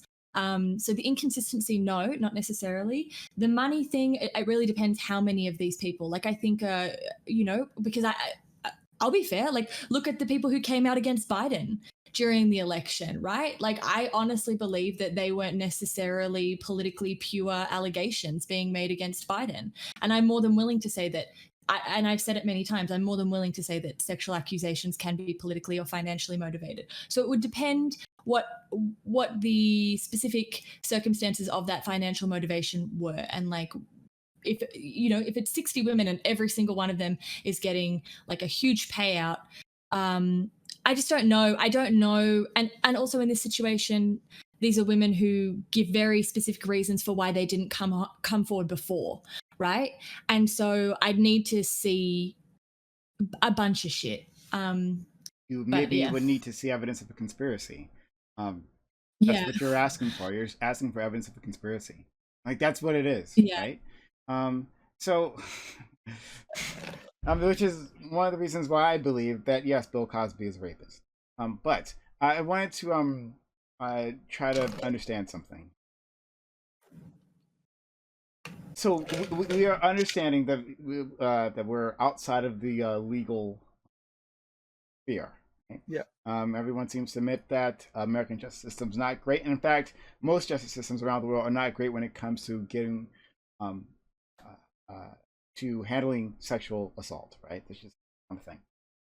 However, right, understanding that this is what we're working with, right? We've talked about the amount of evidence that you can expect you to receive within a case like this, right? That oftentimes you only have testimony. Oftentimes it'll be years after the fact for various reasons, right? Oftentimes things can even be inconsistent, right? Like, inconsistencies can occur even for literally the best faith of victims, right? Of alleged victims. Okay? So even in those circumstances, oftentimes is what you get, and you don't have, like, a physical evidence, again, because of non-use of the past. So knowing that, right, and working within a social sphere, is it worth it, right, for use for Fanatic's standard, right? Is it worth it for 50 possibly assaulters to go free to avoid convicting or canceling or whatever one innocent man? Is that what we're saying? Because it seems like the amount of evidence that would be required, even on the social sphere that you all been talking about, I mean, a lot of people would go free, or at least not be indicted, right, by society, as it sits. So, would you allow 50 to go free for that? Is there anyone? Sure. I'm willing to create a system in which I know that 50 guilty individuals will go free in order to make sure that not one individual who was wrong is convicted. I think that's a better system. I think if you have a system in which ever there's any individual who is 100% innocent can be charged and found guilty, and their lives can be destroyed. Outside the law. Outside the law. Remember, we're working outside the law. I said that multiple times. Yeah. Listen. Okay, I'm sorry. Yeah, you're right. You're right. I must have missed it. So listen, I genuinely don't care.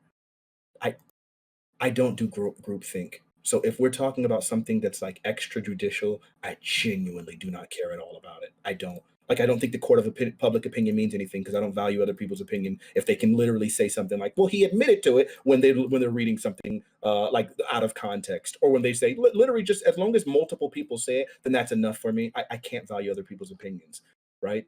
The average person that I encounter thinks that O.J. Simpson is guilty, yet they didn't follow the case at all, and they're just literally following the media. Also, about 50% of our country voted for Donald Trump. If I'm supposed to be placing ideas on the opinions of my peer, they're going to vary wildly. I hear you.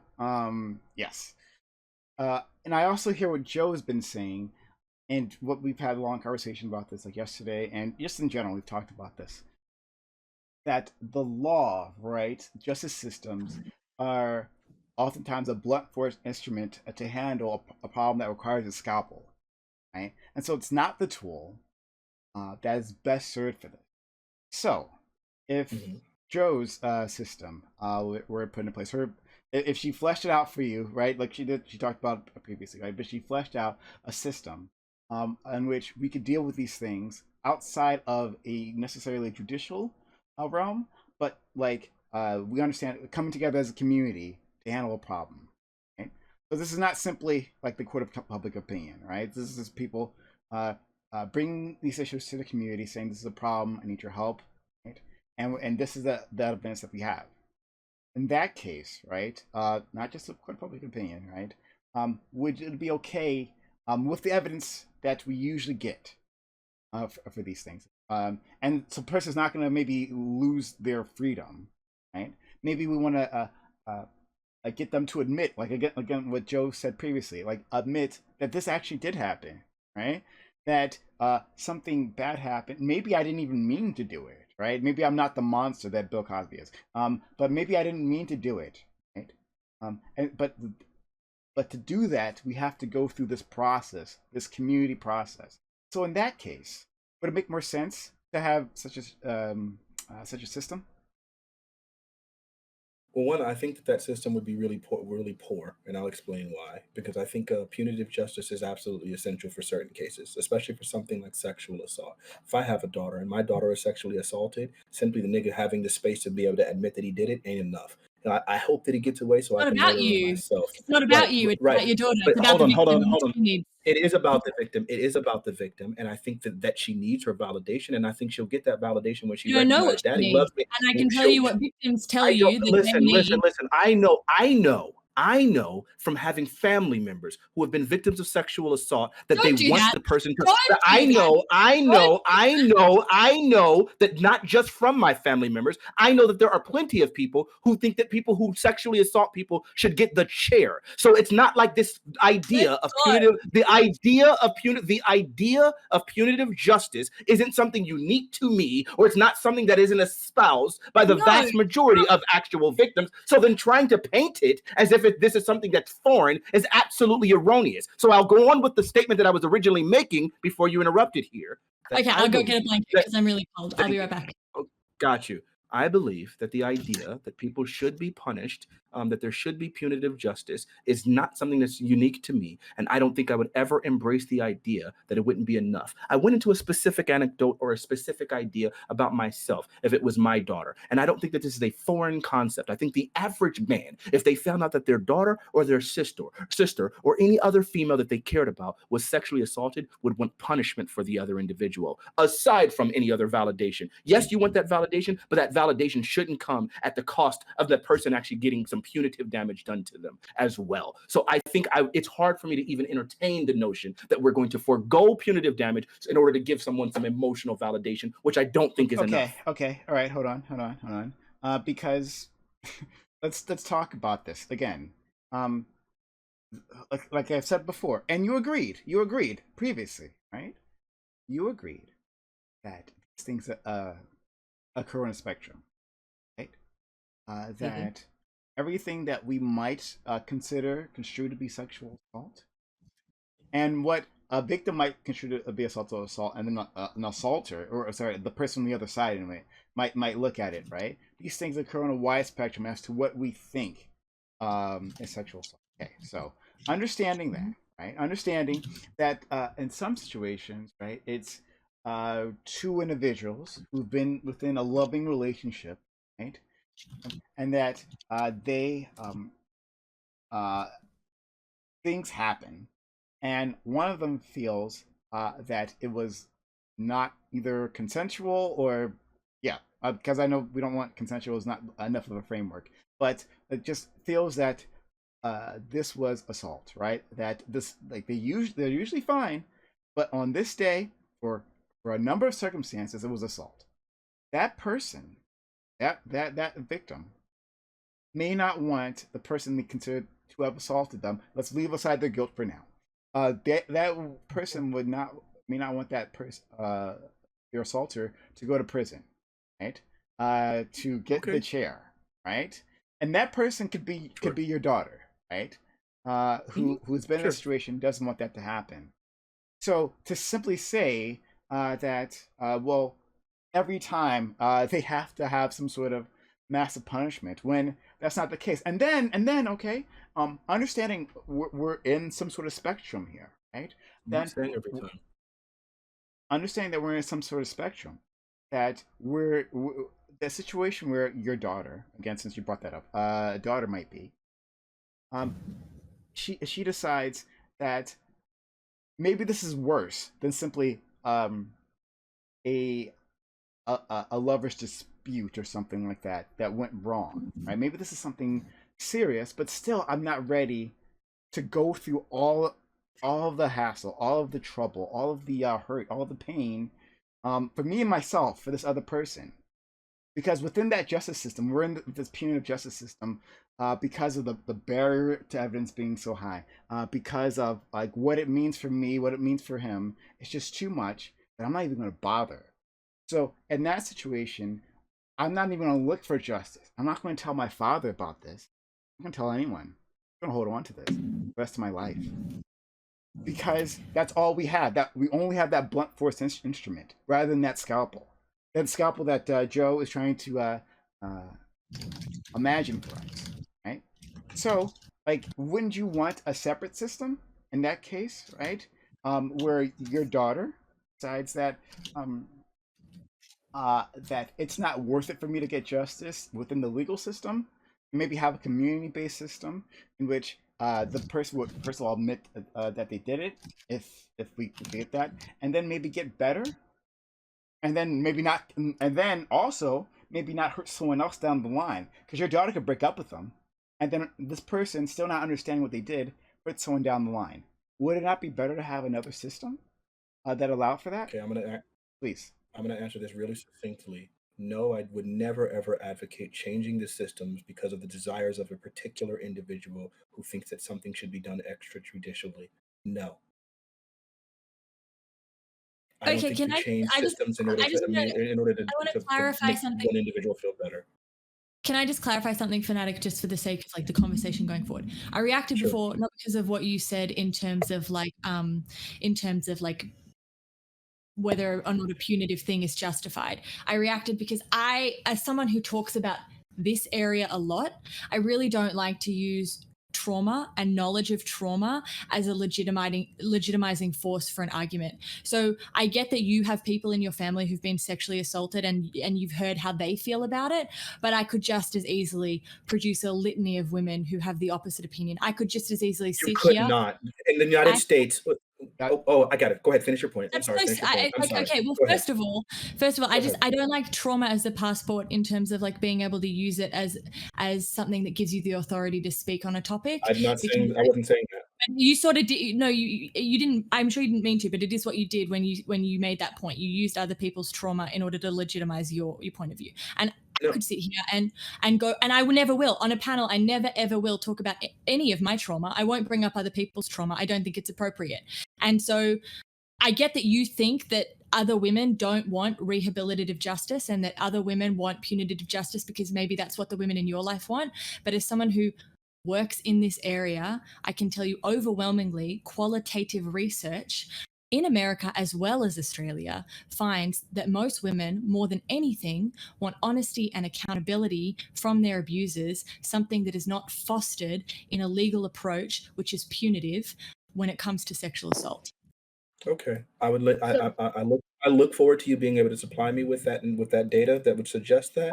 And I would thank you. I'm looking forward to that. And I would say that obviously there would be probably notable differences. United States of America specifically focuses on punitive justice more so than most countries, which is why our prison industrial complex is so incredibly powerful. So I can understand why you in your work, being an Australian, would encounter plenty of women of sexual assault. I got you. Hold on. I got you. You did eventually say that you have data for that. And I'm looking forward to that because I'm pretty sure there's data to the contrary. And I can't wait to pick that data apart. However, what I would say is in this country, that the vast majority of people would be operating under the framework, which tends to be consistent with punitive. Okay, so Joe might not like to use victim stories as a focal point, but you did it, and you know what? I'm going to do it because I do it often. Well, anyways, as someone that has been through the justice system in regards to sexual abuse and domestic violence, I am someone who is against punitive justice and is looking at a totally different system in a way that we could address these issues. So yes, and my trauma is what sparked me to start learning and researching and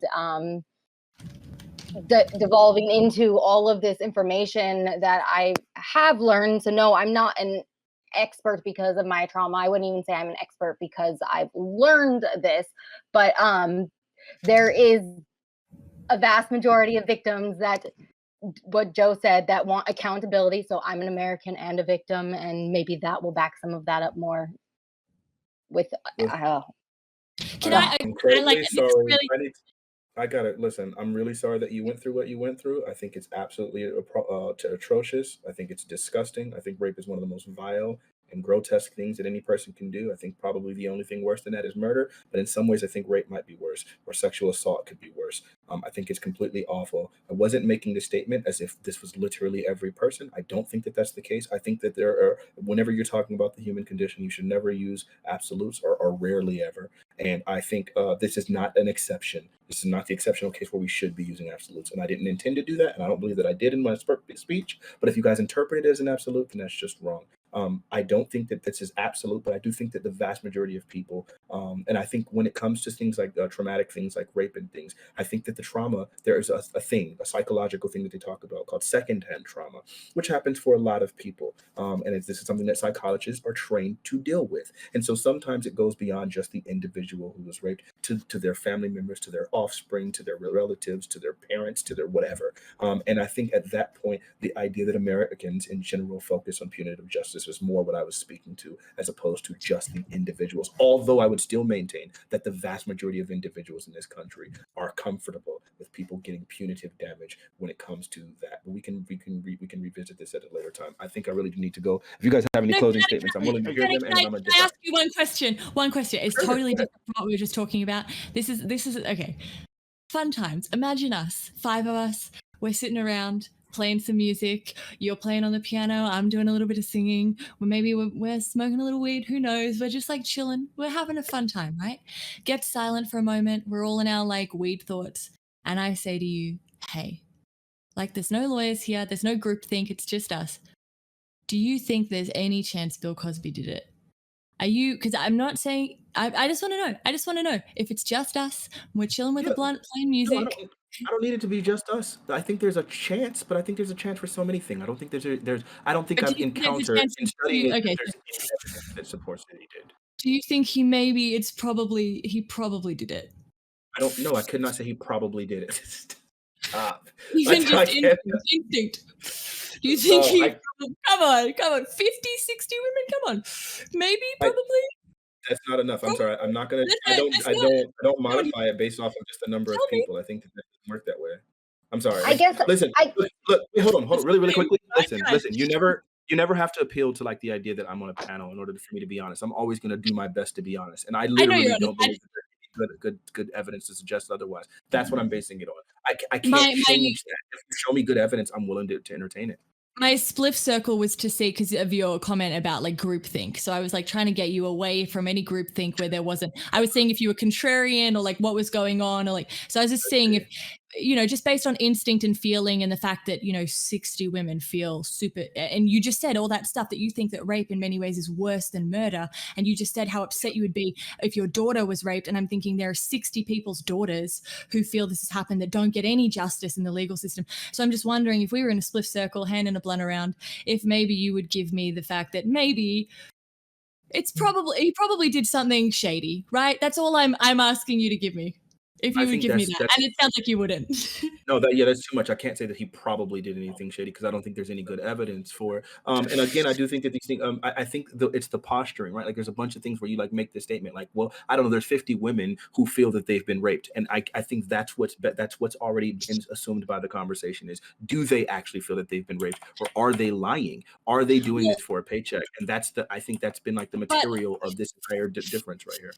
You realize, Fanatic, like, I can't stop. I'm in it. You realize that, like, women often even lie about sexual assault because they're, like, just not ready to talk about it, right? So if someone asks them, they're like, nah, man, it was totally fine. It was consensual. It was all good. And then later, when they feel a bit more comfortable, and that can make them look like liars when actually they were just trying to protect themselves. So that sucks. There was an actress, but go ahead.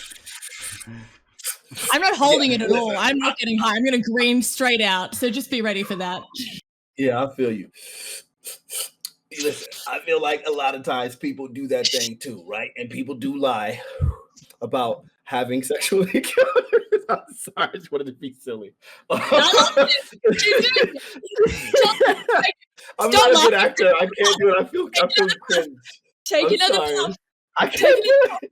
Right. I'm going to green out. Keep up with me, please. Listen, I do think that there's plenty of situations where people do it, where people do lie about these kind of things specifically to protect the victims. Like, I mean, to protect themselves, where they feel uncomfortable with that. I get that that's a thing. So all that leaves me with is an understanding for a platform, or I guess for a worldview in which these women did tell the truth, and they just withheld the information for reasons of like hoping to gain power. I mean, I'm hoping that maybe he might still bless their career, or even sometimes like I don't know that I'll be able to be believed, or like for not having the social awareness about whether or not this thing actually happened. There's all of these reasons why, like, that explain why it's possible that the women like did this thing. Like, so I'm not denying the possibility that he did it, because it's all obviously possible. I'm saying without the evidence, I can't go that extra mile. Can I just ask, with, I can't say the word, I'm sorry, the drug. Quaaludes. Thank you. And I'll never be able to say it. I have moderate hearing loss, so I do have speech problems. But anyways,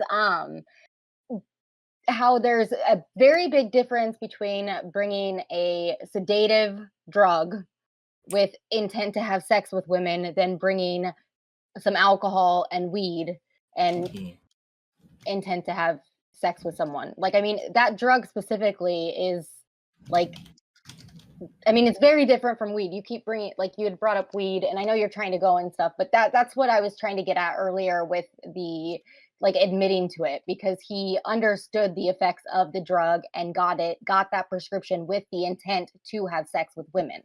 That's where Sure. Do you think that there's a meaningful difference between quaaludes and roofies? Or are they pretty much the same? I honestly, I don't know. Okay. Because it sounds like almost what you're implying from this is that like it would be something like a roofie. Well, yeah. I guess from my understanding, it is a pretty sedative drug, especially when paired with alcohol. Like Sure. extremely sedative. Okay, so I think that's where we're running into a problem, is because I definitely feel like yes, it is definitely a sedative. Like there's no denying that. I think the implication, I think, and this was one born of the media, was that this was most people associate quaaludes with something like roofie, and that's just not true. It is not roofing. It is not the same. It was recreationally done. I don't know of any historic recreational use of roofing. It's not a thing. That's not a thing. Whereas quaaludes, it was. It was really, really, really common. Like in the United States, we've had like different drugs. Like in the 60s, But he wasn't using it recreationally. He He literally said the word recreationally, and the victims themselves on several accounts also admitted that they did the drug recreationally. Some of them willingly took the drug. So it was Let recreational. me clarify that. Yes, that he did use. Yes, he did also use it recreationally, but he said that he got this prescription with the intent to use it to have sex with women. Like, recreationally. Wait, hold on. Wait. Okay, we can stop this right here. This can be the smoking gun. Do you believe that Cosby admitted that he was getting quaaludes for non-recreational use and not and to use to seduce women like surreptitiously? Do you believe he admitted that? Sorry, can you ask that question again? Like, no, not exactly admitted that, but he admitted that he got a prescription drug that has sedative effects with the intent to have sex with women. There's no other context around that. I got you. I got you. So are you assuming that implies that he was going to be using it in order to sedate women so that they wouldn't be able to not consent? Do you think that that's what he was implying when he said it? I guess, yes. Yeah. Okay. All right. Well, listen, it's been a great conversation. I love you guys. Yeah. I'm sorry that I got so heated at certain points, but ultimately it was a good conversation.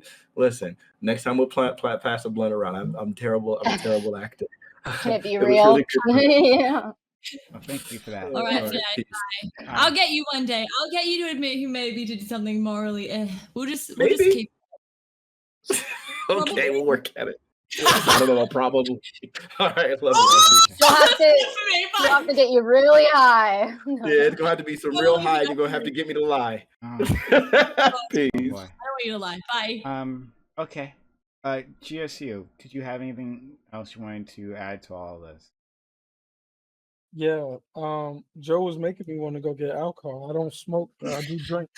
But yeah, I mean, I think it's easy to say that maybe something happened, but yeah, probably is.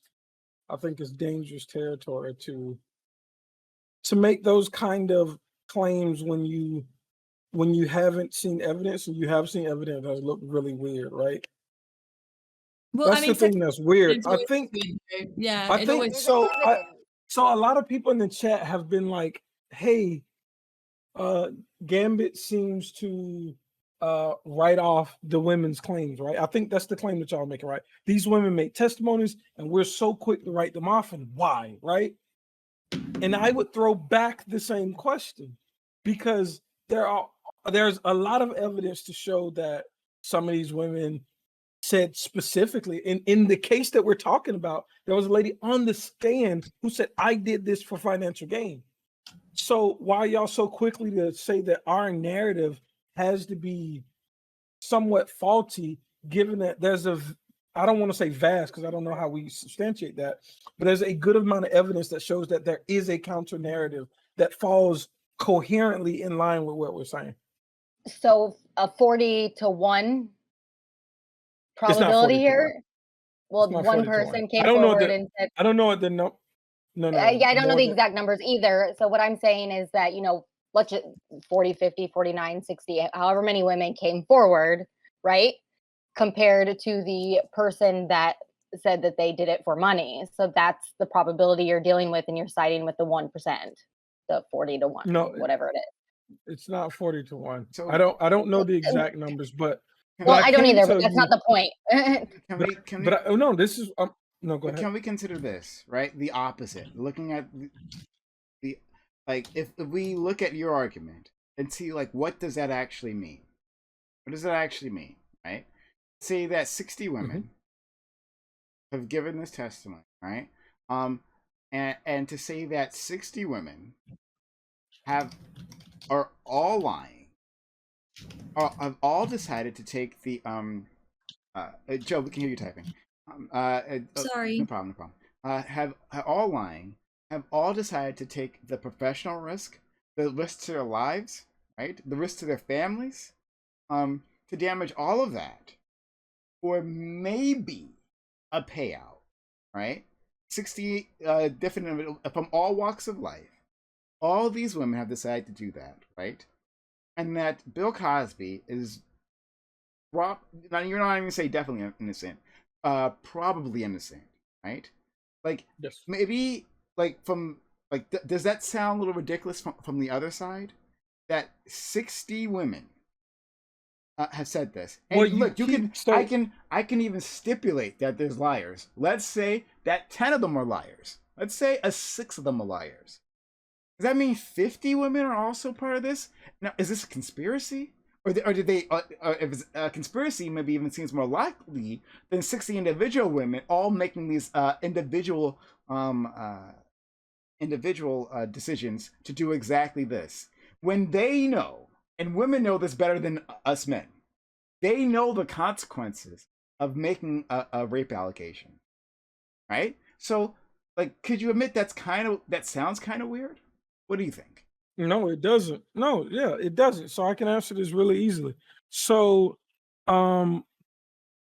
we can look at the amount of people, and I really want to get the exact numbers, because when people use 60, I feel like they're I believe it's 60. Borrowing a lot of, but I could be not wrong. really I 60. believe it's 60. I could be wrong. No, there's potentially 60 people who have come out and said things, but there's not 60 people with even close to verifiable or trustable or I don't know what word we want to use to say something. Yeah, like I know it's surprising, and I know that there is a little bit of righteous indignation that you get from it, but like walking around being publicly identifiable as like a rape victim or a sexual assault victim isn't a badge of honor. Like, people don't just like do it because, like, oh fuck, why not? I never made that claim. No, I know, but it's like, it's not like when you no, Camby, I'm not chastising you. I'm not saying anything. You said that the evidence wasn't verifiable. I'm just saying they said it. Wait, hold on. Let's lower the bar. Right? Because verifiable is a harsh word. It's that they're inconsistent, which a good portion of them are inconsistent. They usually are. Rape and sexual assault testimony is often inconsistent. Just the nature of the crime. But we agree that in this country, though that's true, there are DAs that look at these cases and they move forward. So given that most things are inconsistent, we can agree with that, right? Wait, what do you mean? So you're saying that most sexual assault cases have inconsistencies in stories. I'm attempting to accept that as fact because I don't want to debate that. I don't want to debate that. So given that that is the standard, and DAs listen to a lot of these cases, given that this DA said this particular story seems to be so outrageous that I don't even think it should be brought to the court, that doesn't raise some eyebrows to you that they listen to these stories that are inconsistent and they choose to move forward with them, and there are convictions that happen. Now, are they at the rate that we would like? Absolutely not. No, that's the way the law works, actually, with DAs moving forward with cases and stuff, that they typically don't move forward with these cases because of the lack of evidence and things like that. And so if there is testimony that is contradictory, then they know that on the stand it's going to get completely torn apart. So it's not because it's not believable or that it's not true. It's because they know how the law works and it's not going to hold up in court. That's Yeah, just and how. Gambi, No, but they specifically thought it was not believable in this case. no, but Gambi, that actually makes me feel stronger about the case, right? Because the fact, yeah, I know. Wait until you hear it. Wait until you hear it. The fact that the prosecutors or I don't know who's doing it. The fact that they go through these with a fine-tooth comb and select those that they feel are credible and can stand up in a court of law. There were 60 cases. They didn't throw out all 60. So that means the ones that did past the get through, statutes of limitation. that means but that means like shit that is getting through, shit that is found credible is meeting a much higher bar. Wait. You feel like the case. Wait, no, because I don't think you believe this. You feel like the cases that the DAs will not move forward with, you feel those cases are more credible and is more likely that no. I feel the cases that the DA will move forward with have a greater. I'm saying there are 60 cases. So the fact that the DA even took any forward suggests to me that if they're quite critical, then wait, Joe.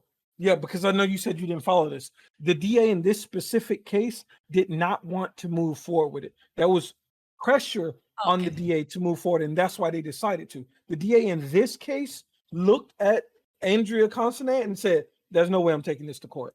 He was pressured to take this to court.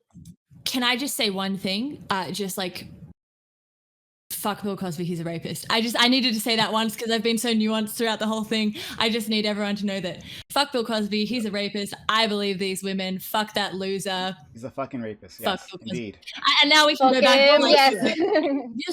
You're so right, Gambi. Let me give you some. Like, okay, we can go back to it. Yeah, okay, sure. I mean, I don't really care about the court of law. I think these women. Wait. But I'm not asking you to care about the. Well, I am somewhat. I'm asking you to value the DA's opinion. I'm asking you to value the DA's opinion on lawyers. Joe, you're too smart. You're way too smart to say that our legal system, which we try to have to keep innocent people innocent and prove people guilty, we can't say let's throw away that system and just have like social, like. I'm saying that already exists. I'm saying that a majority of people who are sexually assaulted do not receive justice through the law and have to receive justice in other areas. Agree with you, so I know several people who've been through it. Yeah, exactly. And so you know that like when I'm saying that there needs to be some sort of social repercussion for people who there needs to be the ability. Not even there needs to be. There needs to be the ability for women to speak out about their abuse without being called money-hungry liars. When I say that, I'm not suggesting until some of them start to admit that they're money-hungry liars. Yeah. Well, no, I don't. Yeah. I mean, guess what? Sometimes you can write a book because you need money. Sometimes you can lie in that book. Sometimes the reason for your lies aren't as clear-cut as I lied for money. I lied because I didn't want to talk about being raped. And I happened to get money for a book, which I had to write because I needed it. So like, it's not as clear-cut as like, oh, there's a lie and oh, there's money involved. Therefore, this person was lying about being raped for money. Like things are complicated. But there were people that said specifically they did lie for money, though. Can you show me? I'm saying in this case. Show me. She testified in the trial. Find it then. I've told you so many times. I haven't seen the shit. So if you got like, that's a huge claim and it is important. So provide the evidence because I'd like to see it. I guess I don't mind really. Bill Cosby. Can you also give me the DA's quote exactly? Because without knowing exactly what he said, I just feel like that's typical. That's how they treat sexual assault and rape cases in general. Wait, Mad Lab sent it to us earlier. I have it somewhere. So you're talking about the justice the Pennsylvania Supreme Court decided, right? That's what you're talking about, that document? Yeah. No, I was talking about. No. I was talking about his quote. Oh, yeah. I thought that's what you were talking about. Talking about. No, that's what I thought. Amanda was asking. Yeah, I don't think Amanda was asking for the D. Wait, are you asking for the? Wait, hold on, because y'all are both asking for something different. Yeah. I just want to clarify. I don't want anything anymore. I've changed my mind. I don't want anything because you know what? I don't care if one woman lied because there are 60 women. So I don't care if 5 women lied. There are 60 women. So I mean, I don't really care. Wow, you found one person whose story wasn't perfectly the truth. I don't give a fuck. Okay, yeah, cool. But with the DA's quote, only because you're saying that was with the entire case, with all the women, correct? The whole criminal case, not just one. No. Oh, so it is just one. Then I don't give a fuck either if one of these cases the DA didn't want to go forward. I don't. So what I can't do is okay, there's two things happening here, right? I can talk about the cases here, or we can talk about the broader narrative. Now, what we can't do is I can't attack the veracity of some of the claims because they've never been scrutinized, right? So if I make a claim right now that Prime sexually assaulted me, right? If there's no framework for that to be scrutinized, it's just statements out in the ether. So it's hard for me to place value on them when they haven't been tested. The veracity of it has never been tested. Can I just ask you a question? What are you trying to prove? What I'm just working out what we're arguing toward. Like, what do you want out of Amanda and I, or like what? No, because everybody seems to say that it's extreme to look at the preponderance of evidence in this case and say that it's likely that this was a combined attempt to attack this man. That's what I think y'all are saying, right? Do you wait? First off, do you disagree with that? Yeah, I'm not saying that alone. I'm saying that 60. I know this is like because it's 60. Yeah. It's unlikely that it was an attack, right? This is the thing. If it were one, I would take that testimony seriously, right? If it were two, and there was consistency across the people are accusing the same person, I would take that seriously. The reason that 60 comes in as an important number is that when you say to me, oh, well, one of the women was lying or 4 of the women were lying, cool. That leaves 55 women who are telling the truth. 55 women who have unimpeachable testimony. So my issue with the 60 is like, I'm not sure, Gamby, like I want you to just reckon with name 60 women in your life. I know you're a good Christian boy. Like, yeah, come on. Name 60 women in your life that are saying that this heinous thing has occurred to them and tell me that you believe that 60 women, that's probably all the women I fucking know. Wait, no, so this is different. This is different though, right? Because you're saying name 60 people in a concentrated group versus just 60 people in the ether. Those are two different things. If I personally knew, wait. To make this clear, if I personally knew 60 people, which were all, we are all in somewhat connected, and there's a person a part of our connected circle, and those 60 people are making that claim about this one person. That's not the point I'm trying to make. That's not the point. The point I'm trying to make is I want you to really grapple with how many people. I want you to grapple with, I want you to grapple with the reality that it's 60 completely disconnected people, and they're all coming out at different times after that makes it more credible. Way more credible. No. The unrelated people all coming out with a similar story. Because all I want you to do is think about 60 people. That's a lot of fucking people. Joe, I know a lot of people. 60 is a lot. Can I chime in really quick?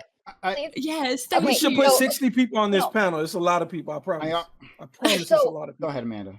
So you asked if like women coming forward for, like you use that example, you assaulting Prime, what could he do?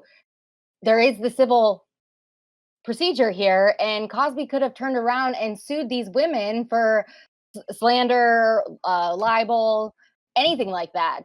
And he's extremely rich and powerful. Why did that not happen? You're not going to say if you don't sue somebody who makes a claim against you that you're guilty. You don't believe that. You don't believe that. You don't. No, you don't. I can't engage. I know you're smart in that. I know you don't agree with that. I have to go. Okay. To go. I'm tired. I want to stream later, I'm very sure. But hold on, before you go, I wanted to address this one point about this point that's been brought up over and over about Janice Dickinson, and so I looked in. What doing? Because before I couldn't do it because my computer's fucky. But now I had the time, so I just decided to just look at an article. I put it in VC chat. I'll put it also in Twitch chat. Okay, let's talk about this woman and the story that she made. Right. So, right, this is very short, right? This is very short. So 1 second, please, right? And what could be a major blow to the prosecution's sexual assault case against Bill Cosby, a former model and reality TV star, admitted on the witness stand Thursday that she fabricated passages in a memoir, including the story of rebuffing the comedian's advances, right? And it goes on to say, right, and you can read this all yourself. It's not a very long article at all, right? It goes on to say that this woman did make up parts within her story, right, within the within the book, the memoir, right, and that her ghostwriter took poetic license with the things that happened. However, she says that it is true that I made up there, but also Bill Cosby did assault me. That what actually that there was an incident that did happen, right? Not exactly how it went, how things occurred in that book, but it did happen. And she said, like, yeah, I needed the money for the book. I need a paycheck. She said that. Yes, she did. But she never is denying. Cosby said he never saw her. He never. Sorry. Yeah, he said he never saw her. Bill Cosby. Yes, yeah, great. Well, the rapist said he didn't assault her. I got it. But she never denied. Like on that stand, it's not she's like recanting her story or anything like that. No, wait, no, I think you misheard me. No, wait, no, I'm not. Hold on. So she's not denying. She's not recanting. She's not doing any of that. Right? She's saying that this particular version of the events within that story, admitting yes, that was fabricated. But now, and she says it there within the article, right? I wasn't under oath when I wrote the book. I'm under oath now. I'm telling you that this is what happened. This is what she is saying. So to keep bringing this up as if this like blows it out of the water, right? Like I don't see it, especially understanding how this works for women, right? And everything that we've already covered it all, so nobody needs to bring it up again. But understanding the context that sexual assault happens, right? To say that, well, yeah, she took a paycheck for this. So you can respond, GSU, and then I'm sure Joe wants to leave after. So. No, yeah, I was saying that hold on, wait, let Joe go. Hold on, because I want to read this. I'm trying to read this a little bit more. Sure. Okay. Joe, thank you so much. Joe is my special friend. I gotta let you know that every single time, I'm so incredibly happy to have this woman here and sharing her expertise and her opinion, her perspectives with us on our channel. I think our community is much richer for it. And we've used up a lot of our time today as well. Unexpectedly, none of this is planned. Sure. That's what you say. Then I'm here for 4 hours.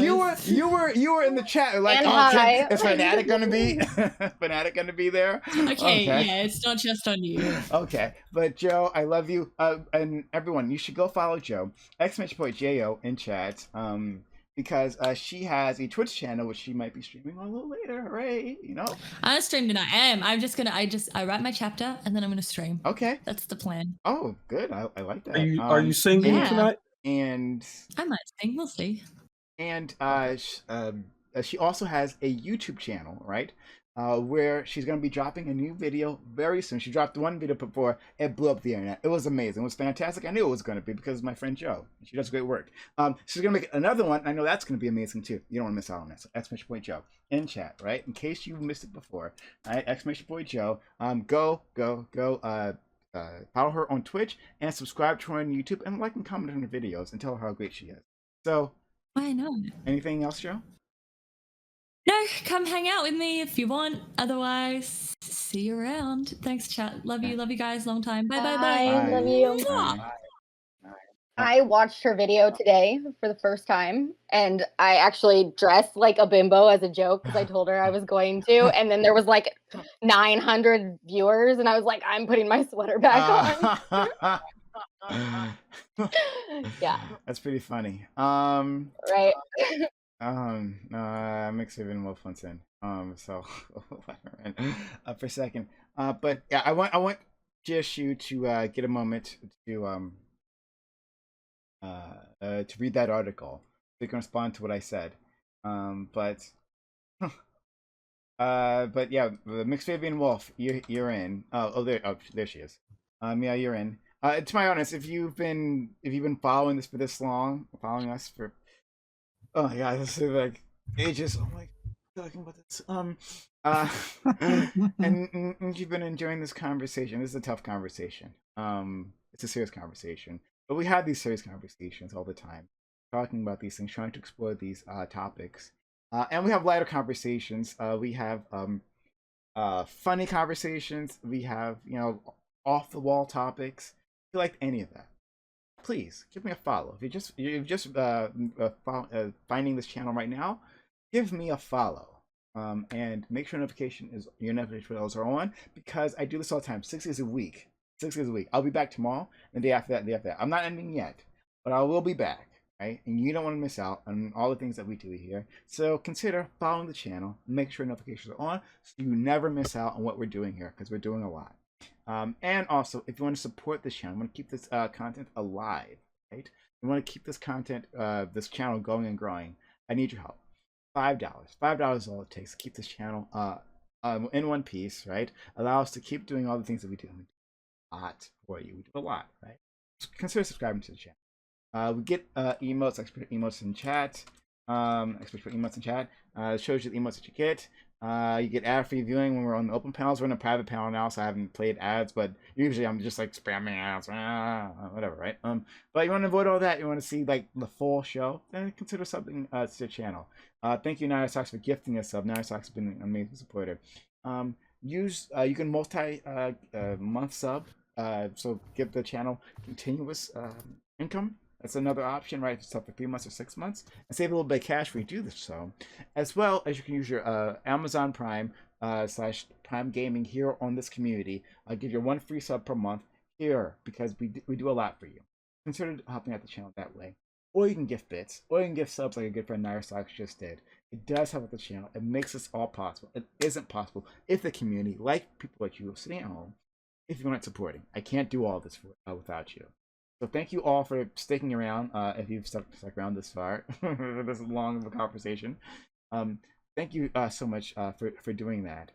And we'll continue on for a bit. We might switch over to open walk on panel soon, and go on from there. But I wanted to let my other great friend, Mixilian Wolf, come in, have her say. Yeah, and maybe focus on people who are here and not. Yeah, go ahead, Gambit. Just one thing. Because I thought she was the person. The person that you're talking about that claimed that he raped her has also claimed that he slept in a separate room and he never touched her. I'm just saying that this is the character of the people that were used by the prosecution. So think about it this way. So okay, I want to be very sure. I don't want to be very sure what you're saying. I'm gonna let you finish. I just want to be very sure what you're saying. You're saying that Janice Dickinson, the name you put up before, this is not the one we were thinking of, which is fine. If you were thinking of someone else, it's fine. No, Janice Dickinson is the one you sent me. Oh, that's yeah, the lady that testified in court. Yeah, I know. Yeah. But okay, but like you and Fanatic, at least I believe you said this previously. I know Fanatic said Janice name a lot. I believe you used her name previously. Right here, fine. Can we? Sorry. No. Yeah, I did mention previously that she on the stand said she did stuff for money that was in her book. Yes, and that is the same. All of this is the same. Same person for sure. 100%. Yeah. So I'm trying to figure out what the original claim. This is on Daily Caller. I don't know what this site is, but yeah, I thought she was one of the people who changed her story. And originally, she claimed somewhere that he slept in a separate bed and never touched her. So this person is who was used by the prosecution to say that Cosby did this. That's all I'm saying. Like, if it's weird to me that so many of these people have such shaky stories, yet y'all are so firm that we should just trust it. And then somebody, I don't want to give away their identity, but somebody said there were only 13 people that testified against him. It wasn't actually 60 people. And 3 of the 13 have said they did it for financial No. I'm just saying 60 people came out. I didn't say they testified. I want to be very clear. Yeah, but when people come out, I will appeal to the same thing that Amanda said earlier. If they were truthful, why weren't they also involved in the case? Why were so many of them omitted? right? If No, we're no, going to appeal to things I like don't that, then know. I have the right to do I it have too. I have no idea why the prosecution may have used those individuals rather than other individuals. Like, maybe it's because their story is more shaky, or maybe because they didn't want to actually get on. Well, if their On stand. story was No, more no, no, no, shaky, no, no, I no, no, no, no, no, no, no, no, no, definitely. no, no, no, no, no, no, no, no. I'm saying maybe it's that. I don't know. Or maybe those women didn't want to actually testify, right? Maybe it's maybe there's a whole bunch of reasons. I can't say that I know why, right? And also, like, one, Yes. it could weaken my case, right? It could be that maybe they don't want to testify because they're lying out their ass. That could be. But it also could be for a litany of social reasons why they've decided, right, not to do that. So it could be weakening my case, or it could strengthen my case. I don't know. Okay, fair enough. Agreed. All right. We can't read minds. I agree with you. All right, fair enough. And prosecutors have very wide discretion. So, like, one prosecutor can find a case and be like, "Oh, this is solid. I'm taking it," where another prosecutor would be like, "No, not doing it." Which is why, DA races are extremely important, and county attorney. Yeah. So Mix Vivian Wolf, you want to say something? Yeah. Hi. Hi. Hey, Mix Vivian, how you doing? Buddy, I can't. Cut Yeah, your out? mic cut out. If you've been talking, we haven't been hearing it. You're cutting out a bit. Something's up with your mic. We're not hearing you. Yep. What? Bill Cosby is attacking her mic. I was trying to silence the truth. Hello. Try speaking. Hello. Okay, maybe. Okay, let's try this. I'm gonna remove you, or you can do this yourself. You're a mod. Leave and come back. Leave and come back. Hopefully. Can we lock the channel?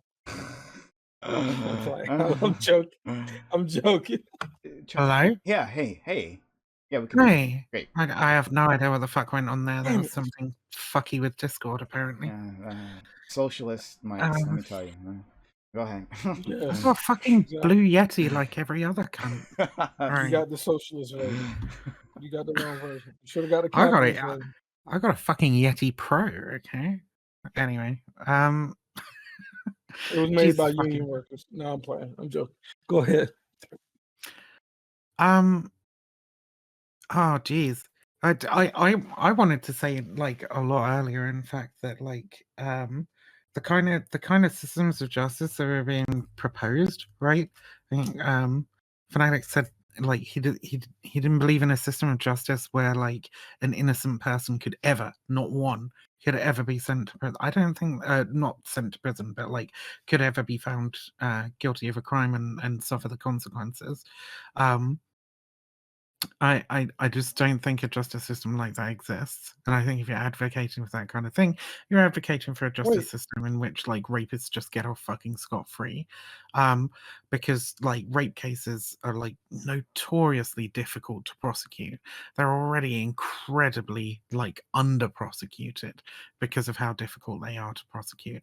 Already, like, a shitload of rapists just get away with it, right? And if we're talking just, like, garden variety sexual assault and so on, I was pumping out in chat earlier, right? Like, that there's it's somewhere around, depending on what studies you look at, somewhere around 30% and up to 38% of men admit to sexually coercive behavior, right, around women, like coercing women into sex in some from fashion. rape, right?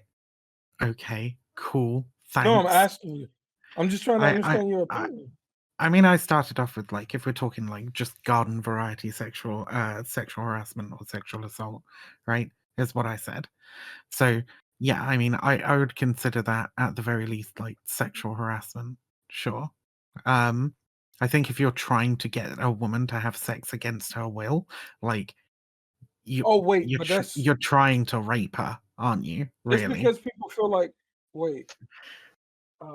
let's define these terms real quick.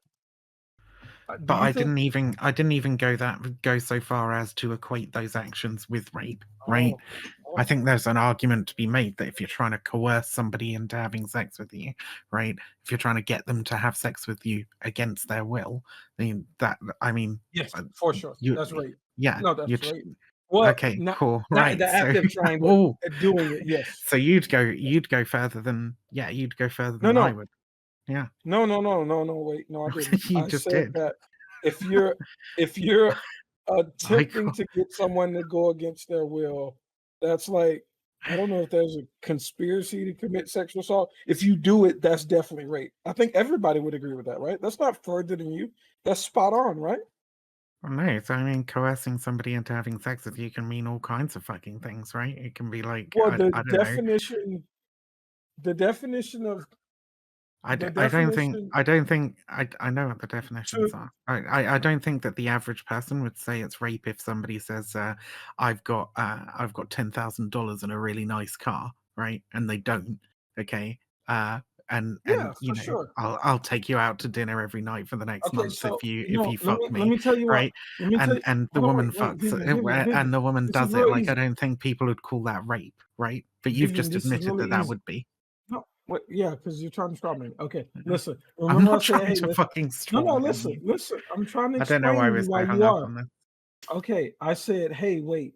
Let's look this up so that we're using the same definition. When I looked it up on Google, what changed my entire opinion is it Oh, says God. to persuade an unwilling person to do something by force or threats. If you're using coercion in Coercion. that sense, yes, if you're using it in that sense, then I absolutely think it's rape, right? Okay. If you're I think we persuading an can. unwilling person to do something by using Jesus fucking force or Christ. threats, do you agree that that would be rape? If it's sex. Force or threats. I mean, yeah. An Of course it is. unwilling person. And I think I'm trying to think. So I'm trying to think what the I'm average not person going would say. for. But like, you've got to understand. You've got to understand that, like, when we talk about coercion, we're not like simply talking about just threats or through physical force, right? I think we want to Just use because bribery, I I think we're going to use understand. persuasion, right? So if we want to say that people No. persuade Because people, okay. Coercion implies some kind of like, oh geez, yeah. I mean, also it depends on your definition of force, right? It no, you just want implies to say some kind of coercion like, implies. I fucking hell, dude. Coercion implies some sort of attempt to forcefully change somebody's will, right? Or change somebody's actions, get them to do something that they wouldn't otherwise do, right? When we like, coercion is a much more nuanced concept than can be defined with a quick Google search in the Merriam-Webster dictionary. But we could talk about coercion in terms of in many different terms, right? When we talk about when we talk about like. Get to another point. Oh my God! Well, I don't know, buddy. Can I answer the first one? All right, whatever. Carry on then. Okay, so if a woman said, "I don't want to have sex," and then the man uses the definition of coercion you just did to change their mind, and then they have sex with them, and then they say, "Hey, I think I was raped," would you say they weren't raped, or would you say they were raped? Because that's what I'm trying to get at. I mean, I don't know if the average person would say that they were raped, right? But like, I think a good argument could be made for it being considered a rape. Does that answer your question? No, because I didn't ask you broadly what does society think. I said, what does Mix Vivian Wolf think? If a person I think says, I think a good argument could be made for calling it rape, but ultimately, whether we call something rape or like a sexual assault, you agree with me? What? Because I said it was rape, and now you're saying it is too. Jesus fucking Christ. I said I think a good argument can be made for it, but like, whether we designate something a rape or not, right? It's largely holy fucking shit. What is wrong with you? I don't want you to just word salad. Just answer the damn question. It's not fucking word salad because it's not a yes or no. Okay, if you want me to answer yes or no, I'll just have to say no, right? But that's not going to give you the full. That's not going to give you the full fucking context. No, is you it? can explain. I just need a yes or no first. Okay, you can cool. Explain, I'm fine with that. Okay, I think a very, very good argument can be made for considering it rape, but what we apply the label rape to, right, depends on how we feel about certain actions. Rape is largely like a political label, right? Beyond like the legal definition of it, it's largely a political label for sexually coercive behavior that we find like particularly egregious. Right, it's a word that's meant to demonize and like elicit a response in people. So like what different people consider to be rape, it differs depending on the individual. I think it's perfectly appropriate to call these behaviors rape if you want to. Okay, so question. What would meet Sure. your level of rape if not persuading someone unwilling through threats or force? If that's Well, not rape, can you give me your definition of I rape? never said I never Just said so that I want to wasn't. operate I on never this. said that wasn't rape. No. GSU I Gambit. think what he's asking you You- is like you have saying that you have a more expansive definition than what's in the dictionary or wherever he got that from, right? coercion, Oh, what okay. of coercion? Yeah. So saying that like okay, so if you have a more expansive definition, what is that definition? I think that's what he's asking. I mean, I was trying to explain earlier, but then he fucking like interrupted me to ask a whole bunch of other fucking questions. No, I just wanted you to say yes, no. That's all I asked you. Okay. You asked That's me. You consistent. wanted Oh my me God. to say. Just that, but let's focus on this one. Yeah. You wanted me to say yes or no to the question. What is your Okay, more let's start expansive now. definition Okay, of so coercion? you don't agree Let's- with the Hold definition on. of coercion. How do you define coercion if it's not what? Amanda. Okay, Are you cool. okay? Thank you. Yeah. Yeah. I So think- coercion. Oh, sorry. Yeah, Did you say- I think that the definition of coercion is more expansive than the dictionary definition that you just Googled. I think that coercion can be like attempting to force anybody to like do something or think something or feel something against their will, and it doesn't necessarily have to be through like physical force. It can be through like psychological force. It can be through like societal pressure. Right? We talk about coercion in the sense of like people having to get a job, right? Like you're coerced into having to work at like if you're a socialist, right? You're saying you're coerced into having to work for a boss, right? Because you basically don't have any other choice unless you have capital to start a business, right? So that would be a kind of social coercion because of the social environment that you exist in. Dictionary definitions don't capture complex concepts like this. So go, Yes. You're going to give your definition, and then I'm going to derail this just for a second because there's something else I got to bring up. But go ahead, give your definition. Yeah. So with coercion, there has to be like a level of like harm. So that's why it can work in like capitalist society, having to work because work is hard. So there's an intent of being harmed. But I wanted to bring your scenario back to saying I will give you a car. I don't remember what it was, right? With for sex, and then after calling it rape. And I think that is really going down a dangerous path, especially in regards to like sex work and stuff like that. I would not consider that rape at all. If someone offered someone a car and then later changed it. Now, of course, if there was actual coercion involved, like with some form of harm, then yes, that would be rape. But offering a car is force or a threat. Do you think that is offering someone a car force or a threat? Okay, if they do you think, Amanda, if they offered somebody a car to fuck them and then afterwards they didn't give them the car, do you think that could be like reasonably argued to be an act of rape? No. Yeah. I don't. This is what I mean, right? Yeah, they had consensual. This is what I mean. It's a very personal and individual consideration, like what we apply the word rape to. There's some things that everybody would definitely apply the word rape to, and then there's some things that like people would apply the word rape to in a slightly more political and philosophical context. So hold on. Yeah. Pause for a second. I know I'm derailing things, but we can get back to exactly this conversation. But it's got to be said. And actually, I'm pretty upset that Fanatic isn't here for it, because it literally has to be said.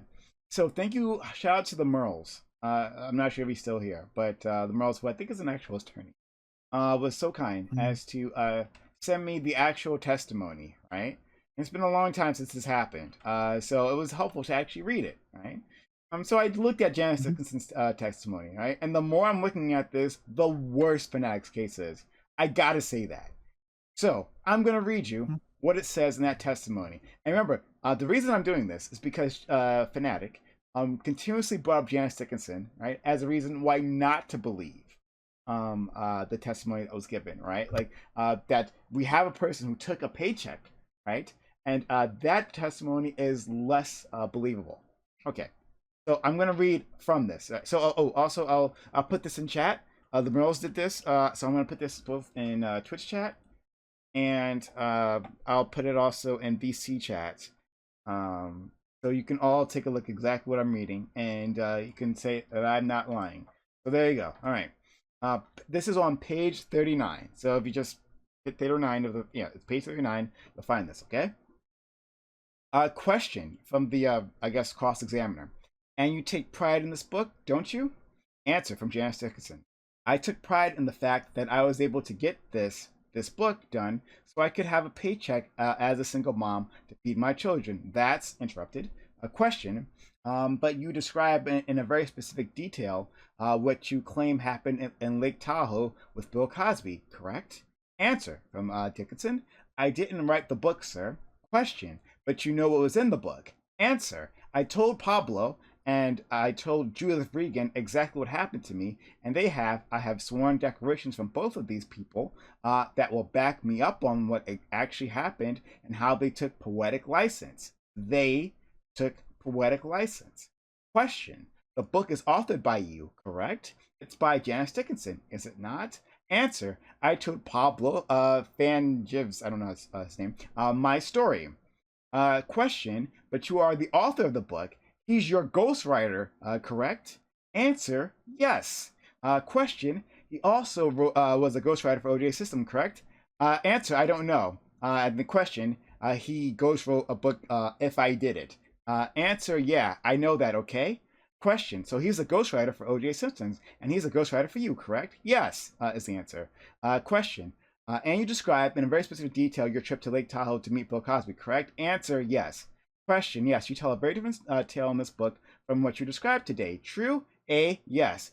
Question, very different, correct? Answer, no, not very different. Question, well, let's just talk about it. You read your book, correct? Answer, yes. Question, okay, you described your flight to Bali, right? Answer, I believe Pablo wrote that. I was drinking and I was out of my mind. I floated through an airport. Pablo wrote all that stuff. So it just goes on like this, right? Question, but you approved it. Can you read the next two? A question, I'll do it. I was just about to. Question, but you approved it? Answer, I wanted a paycheck. Okay, so she didn't come up with that story. The ghostwriter came up with that story. The ghostwriter came up with that story, and she has sworn affidavits from the two people, the ghostwriter, and I think the other one's the editor. I'm assuming the other one's the editor, saying that she told them the actual story. And then the ghostwriter took, as she said, poetic license with the story. Not that she's a liar, but she said, like, well, okay, this is the book. I'm not writing the book. And she was very clear. As the cross-examiner was very clear, I'm not writing the book, but I took the paycheck. I gave them the story. They did what they did with it, right? And later on in the article, I'm sure it's somewhere in the testimony, but in the article that I'd given, it talks about how, like, how she needed the money, and that she wasn't. How she didn't she wasn't sworn then when she was doing it personally, like she wasn't sworn when she was writing the book, but she was sworn when she was doing the testimony, right? Like that testimony. So what she is saying, so to try to wrap it up, is that someone else made up those lies. She did take the money. Yes, she did take the money, but what happens in these books, and they do happen often, like a memoir, right? You get like these autobiographies. There's a reason why you want a biography and not an autobiography, because an autobiography, people can just make shit up, right? You're better off with a biography. But she did an autobiography, a memoir. Wait, what? Oh, yeah. Yeah. Sorry. She did an autobiography is a biography of the self. Yes, and itself, a biography is one that somebody else writes. Someone else does, yes. But in an autobiography, you have a reason to make things rosier than they actually are, correct? Right? Or make things go your way, right? And she's admitting in this, right, that not her, but the ghostwriter came up with the story. And she took the paycheck. Yeah, and in her testimony, I was just sort of scanning through it, like she goes on to describe in pretty fucking excruciating detail what can only be described as a rape. Bill Cosby, she says that I don't want to like say all the shit that she says because it's pretty gross, but like she says she passed out after he entered her, after she started feeling fucked from the drugs, basically. So it's yeah, I mean, she pretty much straight up describes a rape in her testimony. Who's echoing? Yeah. So like, if you actually read it, it's very clear that she didn't make up the story; someone else did. And you can say that was wrong. That like she should have canceled the book. Well, if you're not going to tell the exact story, exactly how it happened, 100%, then we're not doing this. Yeah, now but the editors have control, running with... and she said she needed a paycheck. She took the paycheck. It doesn't mean, but she didn't lie about her story. She told them their story. She has apparently affidavits. You're believing that. She has affidavits, well, from the other two people that saying they have a different story. So unless she's lying on the stand, she could be lying on the stand just then, saying she doesn't have those affidavits. But I'm gonna go so far to believe that she has those affidavits, right? And if she didn't have them, the prosecutor would be coming after for that too. So you believe that a woman that had been raped wanted to take a paycheck with a book that says he didn't have sex with her at all. That's what you want me to believe. I would take a paycheck for almost anything. I would say that our friend here, a friend here, Amanda, talked about yesterday, right? How when she had an incident and it ended her life, that she had to move, and all the state gave her was $2,000, right? $2,000 for her victims fund. I'm saying that a woman like that, and I don't know her financial situation at the time, she's saying she needed the paycheck. Okay, she needed that paycheck. She decided she needed that paycheck. And that, yeah, she might have said that. Yes. I would say that it's easier for a woman to say that something didn't happen than something did happen. Especially in a book where she'll get money for that. So I have a question. Yeah. I have a question. Mm-hmm. Do you think it's coherent to question the integrity of someone who has a book signed by them that they wrote it that says they did not have sex whilst claiming they didn't write it? Just be clear. Yeah, no, you can say that you believe that. No, right? but it's ghostwritten. But all I'm saying is that these are facts. Admits, the prosecutor in the thing. Sorry, not the prosecutor. Sorry, the cross-examiner. It says just because it's ghostwritten doesn't mean it wasn't under her influence. No, it was. It was. No. I just want to be very clear. There's that's what I'm saying. The book under the book. Okay, so I'll change my story. Sure. I feel like you're parsing words, but maybe that's important, right? Okay, the book that she approved, or whatever word we want to use, says that they did not have sex. That apparently seems to be true from the document that you just provided. On page 43, it says, you say in this book you didn't have sex with him at all. True? She doesn't want to answer the question with a yes, no, like a lot of people do. And she says, that's what was written. That's what's written. So she's saying that in the book that she signed off on, he didn't have sex with her. Now, you want me to believe the most charitable view is she's changed her story. There's a book written that is signed by her that she's saying she did, and it has money. Sorry, you asked. So let me finish.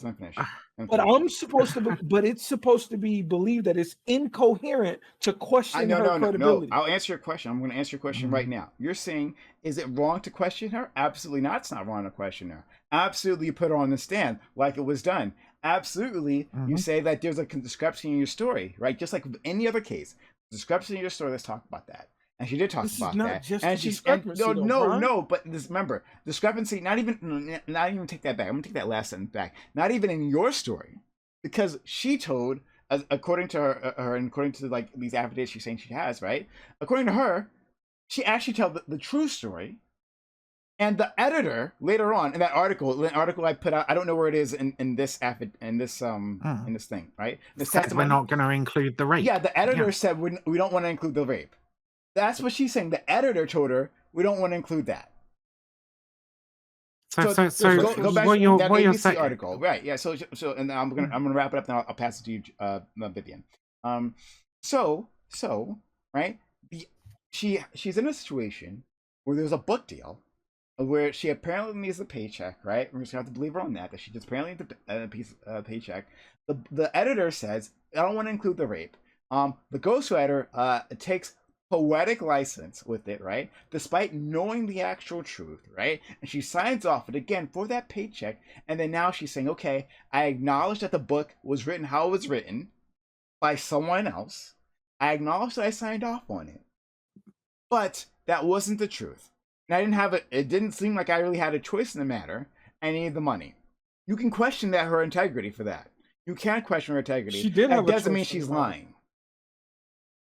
So she did have. So what you're saying, Gambit, basically, is that if a woman comes back from going around her friend's house and says to her father or whatever, right? Says, oh yeah, I just went around there and like we played video games and shit. And then later she turns around and says, you know what, actually, like, he raped me while I was there. Like, she shouldn't be believed because these are two conflicting stories, right? No, that's not what I said. What I said was it's coherent. No, this is what I said. I said it's coherent to question the veracity of claims in that situation. Okay, cool. That was done. And I don't know why we focus so much on this one individual fucking woman when there's 62 others as well. If this person was involved in the prosecution of the case. So cool, one person lied. They suck, even though I don't think they did. I don't at all think they did. But they did.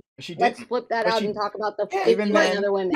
But even then, I don't want to give it the point that... No, I won't even get the point that she lied. I'm not even the point that she lied. I'm saying she signed off on a book. Yeah, she didn't. I don't think she did. Yeah, she didn't lie. She signed off on a book that was ghostwritten by someone else, right? In which the editor had control and decided they didn't want to include that part of the story because it would be damaging. It would be a scandal. So I don't want to include it. What a surprise. Don't want to challenge a powerful man, right? So so then she decides, like, oh yeah, I'll just take the paycheck. Like, all right, fine, okay, but I don't have control of this, but I'll take the paycheck any which way. So that doesn't mean she lied. It just means that she signed off on this book. She said she gave the go-ahead, but she told the truth, and they did whatever they wanted with the story. That happens all the time. It's not the first time. Like, go through other people's memoirs, you'll find the exact same thing. I also want to know, like, you say, like, there must be reams and reams and reams of testimony for this fucking court case. It went on for quite a while, if I remember as well, right? Like, and you want to laser focus in on this one little fucking piece to try and bring the whole case down, and I want to note that he was. I mean, Fanatic said earlier, what happened to innocent until found guilty or whatever. Like, he was found guilty. He was convicted, he was sentenced, and he got off on a fucking technicality, not because the evidence wasn't there, not because the arguments weren't sound and didn't convince a jury of his peers that he was in fact guilty of rape, right?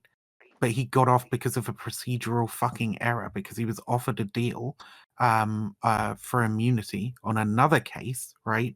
And they reneged. No, it was on her civil trial. It was on a civil suit by Angela Consessions. Which is another case. Fuck's sake. No, it's the same case that we're talking about. The criminal and the civil case. On a civil suit. So he was offered immunity on this prosecution for testifying towards the civil suit, right? Two separate cases, right? Same people. Yes, cool. Same people. Congratulations, GSU Gambit. You're a fucking genius. All right, listen. So I'm like losing brain cells. It doesn't. Jesus. Dude, I'd be surprised if you have any left to lose. Yeah, I know. Right? Yeah. here's the point, right? Without your fucking interjections, because it really doesn't matter whether the trial, I whether mean, the if you cases talk are for 30 separate or the minutes, I trials are can't help separate. it. I'm not talking fucking to it. Can I? It's 2:34 now. Oh You my done? God, please. Well, Okay. ramble So on. I'm not fucking rambling, okay? There are sometimes you need to say more than like 2 sentences to get your fucking point across, all right? All I'm saying, right, is that he was tried, he was convicted, he was found guilty, and the reason the case was overturned is not because the evidence wasn't strong enough to convict him or convince a jury of his peers. It was a technicality that he got off on, right? So he was found guilty. And people want to come in here and defend a fucking rapist for some fucking reason. I don't know. Maybe because he's America's daddy. Maybe because you don't like the idea of a dude going to prison. Maybe because like you're all fucking spooked about Me Too because 30% of men admit to engaging in sexually coercive behavior. Right, which means that there's a fair fucking chance that like we've got 2 men on this panel, right? So there's like a 50-50 chance that one of you guys have done it as well, right? Really fucking terrifying for dudes, I imagine, this culture of actually holding men accountable for their fucking actions. But whatever the fucking reason that you want to come in here and defend a fucking rapist, this ain't it. He was found fucking guilty. Can I ask, Gambit, did you think Cosby was guilty until it was overturned? So or not? I was, Yeah, on into I was technicalities. Sorry. very quick to say that Cosby was guilty, like uber quick, just like with R. Kelly. R. Kelly was far more compelling of a case because I literally saw a video as a young kid and I'm like, whoa, that's definitely R. Kelly, right? So I was very quick to say that he was guilty. But my premise was based off things that I thought were true that absolutely were not true. And it wasn't until this was overturned and I looked at parts of the deposition, like I thought what I was told, and what I was told was he admitted that he intentionally drugged this person in the deposition, and that was used in the case to get him guilty. He intentionally drugged them against their will to have sex with them, right? So I was like, oh yeah, I don't care if that evidence gets over. Like me, Socrates, and Wick talked about this. I was like, I don't care if that got overturned. He's still a rapist, period. And then I found out, oh no, he actually just made the claim that he was a person that engaged in drugs and he liked to have sex while having drugs, like a large portion of people that I know. So then I'm like, wait, so the whole foundation of what I thought was a complete lie. So now I have to change my opinion because there's new information. He didn't take. I'm pretty sure he didn't take them though. The women did. Like he did. I don't. I know that they were used recreationally, like at parties and things, but I don't think he has said he used them recreationally. If you want to challenge what he says, yeah. Just like you're challenging what Janice said. Yeah, we're challenging that. No. This is different. She's challenging what he said about himself. She's challenging whether he said he took recreational drugs and whether he did it. Right? When there seems to be a bevy of evidence to support that he did. It's different. Far I'm different. saying on the nights that he assaulted women, he did not take them. Only the women did. Okay. So do you have anything else to say? I didn't want to interrupt.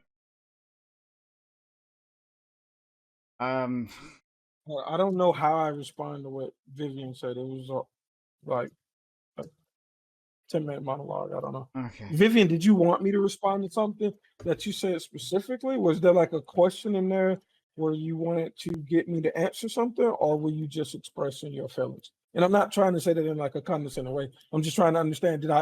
I don't want it to be like, oh, Gambit dodged me when I tried to ask this. So if you honestly wanted to ask me a question, definitely let's do that. But if you weren't, then that's fine. I'm saying there are reams and reams of evidence in the case. And if you're focusing in on like a couple of little points, it's not going to give you a good picture of why he was found guilty. He was found guilty based on the evidence that was presented to the jury and the jury of his peers.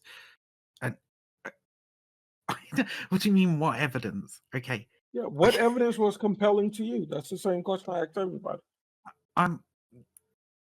The evidence that is compelling enough to me is that a jury of his peers was convinced that he was guilty of this crime, and he was convicted. So your and sent to argument prison is for if it. anybody is ever convicted, I believe because they were convicted. That seems like No, I'm saying you that agree in that order people get to exonerated. overturn this conviction, right? You would have to have a similar assessment of the evidence as the jury was offered. Okay, and focusing in on two random little points of the trial now that you've brought up. Was it two random Okay, little points of the trial? This was a witness that was called to the stand. That's random. The credibility of a why witness is it called you always by have the to? Why is it you prosecution always is have random. to? Why is it you always have to I'm interject addressing your point over some dipshit because fucking you said some semantic outlandish shit. Like over some dipshit the fucking prosecutor's semantic witness is bullshit? random. I'm supposed to just sit by and listen to you say Oh, stupid for shit fuck's like sake. that? Okay. So, okay, if you take objection to the word random, I can just take it out. That's fine. Okay. This is what I mean. You interject with some dipshit fucking semantic bullshit, right? And don't listen to the broader point of the I argument. shouldn't believe okay? the words you say is what you're asking. The broader point of the argument, Gambit, right? What do you think the point I'm trying to make here is? I don't think you are trying to make one, but okay, the point I'm trying to make is that a jury of his peers convicted him whilst having the opportunity to look at much, much more evidence than you are bringing up here. Your arguments are weak. They are not enough to overturn the case. So your view is that anytime a jury of someone peers convicts them, that means that conviction is righteous, Gambit, my view, as I've so stated give me the times, real version. my view, so give me the real as I've belief that stated you have. She's trying to do it right now. My view, as I've stated 3 fucking times at this point, right, is that the jury had access to and time to assess a lot more evidence than you have had, right? Yes. And in order for you to overturn it, you would have to find a lot more than you currently have in order to disbelieve the decision that the jury made, right? It's really simple, and I don't understand how this concept has been so hard. And I regurgitate that back to you, and you act as if I'm strawmanning you. You didn't regurgitate that back to me. You turned around to me and said, "Well, you believe if a jury finds them guilty, then they're just guilty." Is that not what you said? No, Is that not what you no. said? I'm you saying said they have more. Does the jury have access to more data than we do? In all cases, is there ever a case where if somebody in the public has more information than the jury? The answer is absolutely not. So if your statement is that because the jury has more evidence and they convict it, it makes it righteous, it's the same shit that I said to you. No, because there is a huge fucking gap between one person's fucking testimony, right, and the entirety of the evidence presented at trial. We're not talking about one person's testimony. We're talking about your view on whether no. I asked you specific. No, see, maybe you forgot the question. Maybe you forgot the question you were answering. I asked you specifically, what about this case makes you think that he's guilty? And you said, oh, because the jury had access to more information and they convicted him. So you're going to need some blah, blah, blah more in order to overturn it. Is that like an inaccurate account of events? You are making your case. Is that an inaccurate account of events? Yes or no? Yes. You are making your case based on a very, very small amount of evidence, right? Now, there's a difference between a very, very small amount of it. There's a difference. We were talking about how you feel. Holy fuck! And how I feel is that I'm what do you think I'm feeling about, Gambit? I'm feeling about what you've said, right? So you're making your case as regards Bill Cosby. I don't know. No, there isn't. Vivian, there's no hope. Vivian, there's no hope. There's no hope. Am I not explaining myself well? No, what is the problem here? I think both of you are. I think both of you are having trouble hearing each other. Well, Gambit's just fucking ignoring what I'm fucking saying and trying to go off on one. Sorry, I'm not. It's really fucking. It's like he's fucking stupid. Prime. If I ask you a question, I'll say, "Hey, Prime, why do you think he's guilty?" and you say, well, the jury of his peers That would wasn't access a the more fucking question. Okay. That's 100%. No, my No. criticism. Prime might be impartial because we talk a lot. Amanda, is why, that not the why direct are you doing question this? that I? Why are you doing this again? Viv, let's let somebody else talk. Let's let Amanda talk. Oh my Not God. gonna let Viv talk ever. Okay. What I the heard fuck my is name wrong and with Is you, that the Gambit? question I asked? Can you not? Is that not the question I asked? I think you. We can't even have an adult conversation. Clearly, you're a fucking That's child right. with a child Okay. brain. Because you won't let anybody else talk? And here we go. Okay. Great. Thanks. Great. Love it. So clearly we cannot. If Fanatic came in here and said the Holocaust was okay, you come in here and suck that shit right out of his ass and That's spray bad it back faith. onto the panel. Come on. You fucking pathetic little simp. That's unfair. You can't even That's make unfair. good arguments or understand decent arguments. arguments. And this is why Anything Fanatic says, you will need to defend. see how dumb Viv is. All right. People need to see how dumb she is. All right. Anything Fanatic says, you will defend. Okay, great. I don't believe that, especially from I can tell you, GSU and Fanatic And often Fanatic do don't not even get get along. This shit is hilarious. This is not a thing. They don't get along all the time. They were just Shit is simply fighting hilarious. and the closed panel previously. That was just a thing that I had to deal with. It's on tape. So I'm sorry. Look, I'm just annoyed, Prime, because I think it's a really simple so you're just concept. spouting random Holy shit like you usually do. Okay, fine. You're annoyed, so you say a whole bunch of random dumb shit. Okay, fine. Please accept Can my mom and dad apology, stop all right? fighting? Please accept my No. apology. Okay, take it down a fucking notch, all right? And just allow me. I think it's a very, very simple This is I think it's gaslighting. You said a whole bunch of dumb shit, and now you I'm try not- to patronize me. I'm not- Please calm down. I just said all that stupid shit. I'm not gaslighting. Just control yourself for a second. We're done. Oh, fuck it. Okay, fine. We're done. Whatever. Thank you. Great. Oh, baby throws his fucking toys out the pram. Oh, now the more bullshit. Okay, great. No more. Great. Thanks. I love it. I love you both. Great. So. Good job, Gambit. Oh Good boy, job. gosh. Yeah. So see, Can't defend your opinions. Stop. Can't defend your opinions, so you have to show attention. Vivian, I'm telling you, stop. Please stop. Thank you. Stop. Okay, great. So I just wish we could have had a convo. Yeah. I wish we could have had a conversation. I wish, and we can't. couldn't. So we can leave it there. All right. Look, we can go to an open panel for a little bit. If you guys want to talk about something else, right? We can, right? If something else some people want to discuss, I can do that for a little bit with you guys, and we can do that. We can have some fun. But I don't know if we can make any more progress here. Clearly not. We're not hearing each other, and that's okay. Sometimes it happens. You have to just walk away from discussion, right? We've been at this one for what, 5 hours? So 5. Oh my God. Notice how you see how it was all productive until a certain human being joined. Oh boy. I'm not gonna Because you wouldn't stop. Because every time I started talking, you took objection to a particular word I used and started trying to nitpick that fucking word, right? When you said a bunch of dumb shit. It's a very simple concept, okay? There's a big gap between all of the evidence and a very, very small amount of the evidence that you guys are focusing on. I would like you to focus on like slightly more of the evidence before you say that this conviction was unjust. Which is why I asked you which part of the evidence you supported. That's it. That's the only point that I'm making. I'm saying that you don't have enough evidence to make the determination that the conviction was unfair. That's what I'm saying. It's really, really simple. Okay. Really simple. And I don't know why you couldn't understand that. Yeah, hey Prime. So this is beautiful, right? So let's say you felt someone was uninformed, right? Like I felt uninformed. If I asked you, hey Prime, can you give me some of the evidence that I'm uninformed on? And you say a whole bunch of vague, stupid shit. And I'm just supposed to sit here and listen? Like it's silly. It's literally like beyond reason that I would sit here and say, "Hey, what evidence convinced you?" I'm apparently the dumb guy, and there's a bevy of evidence that I'm ignoring, right? I don't. So if I ask the simple question, I absolutely don't think. I absolutely don't think you're dumb. No. I I'm just trying to take whatever the worst faith version of me could possibly be. Yeah, you're trying to take whatever the worst faith version of what I just said could possibly be. Okay. I understand that.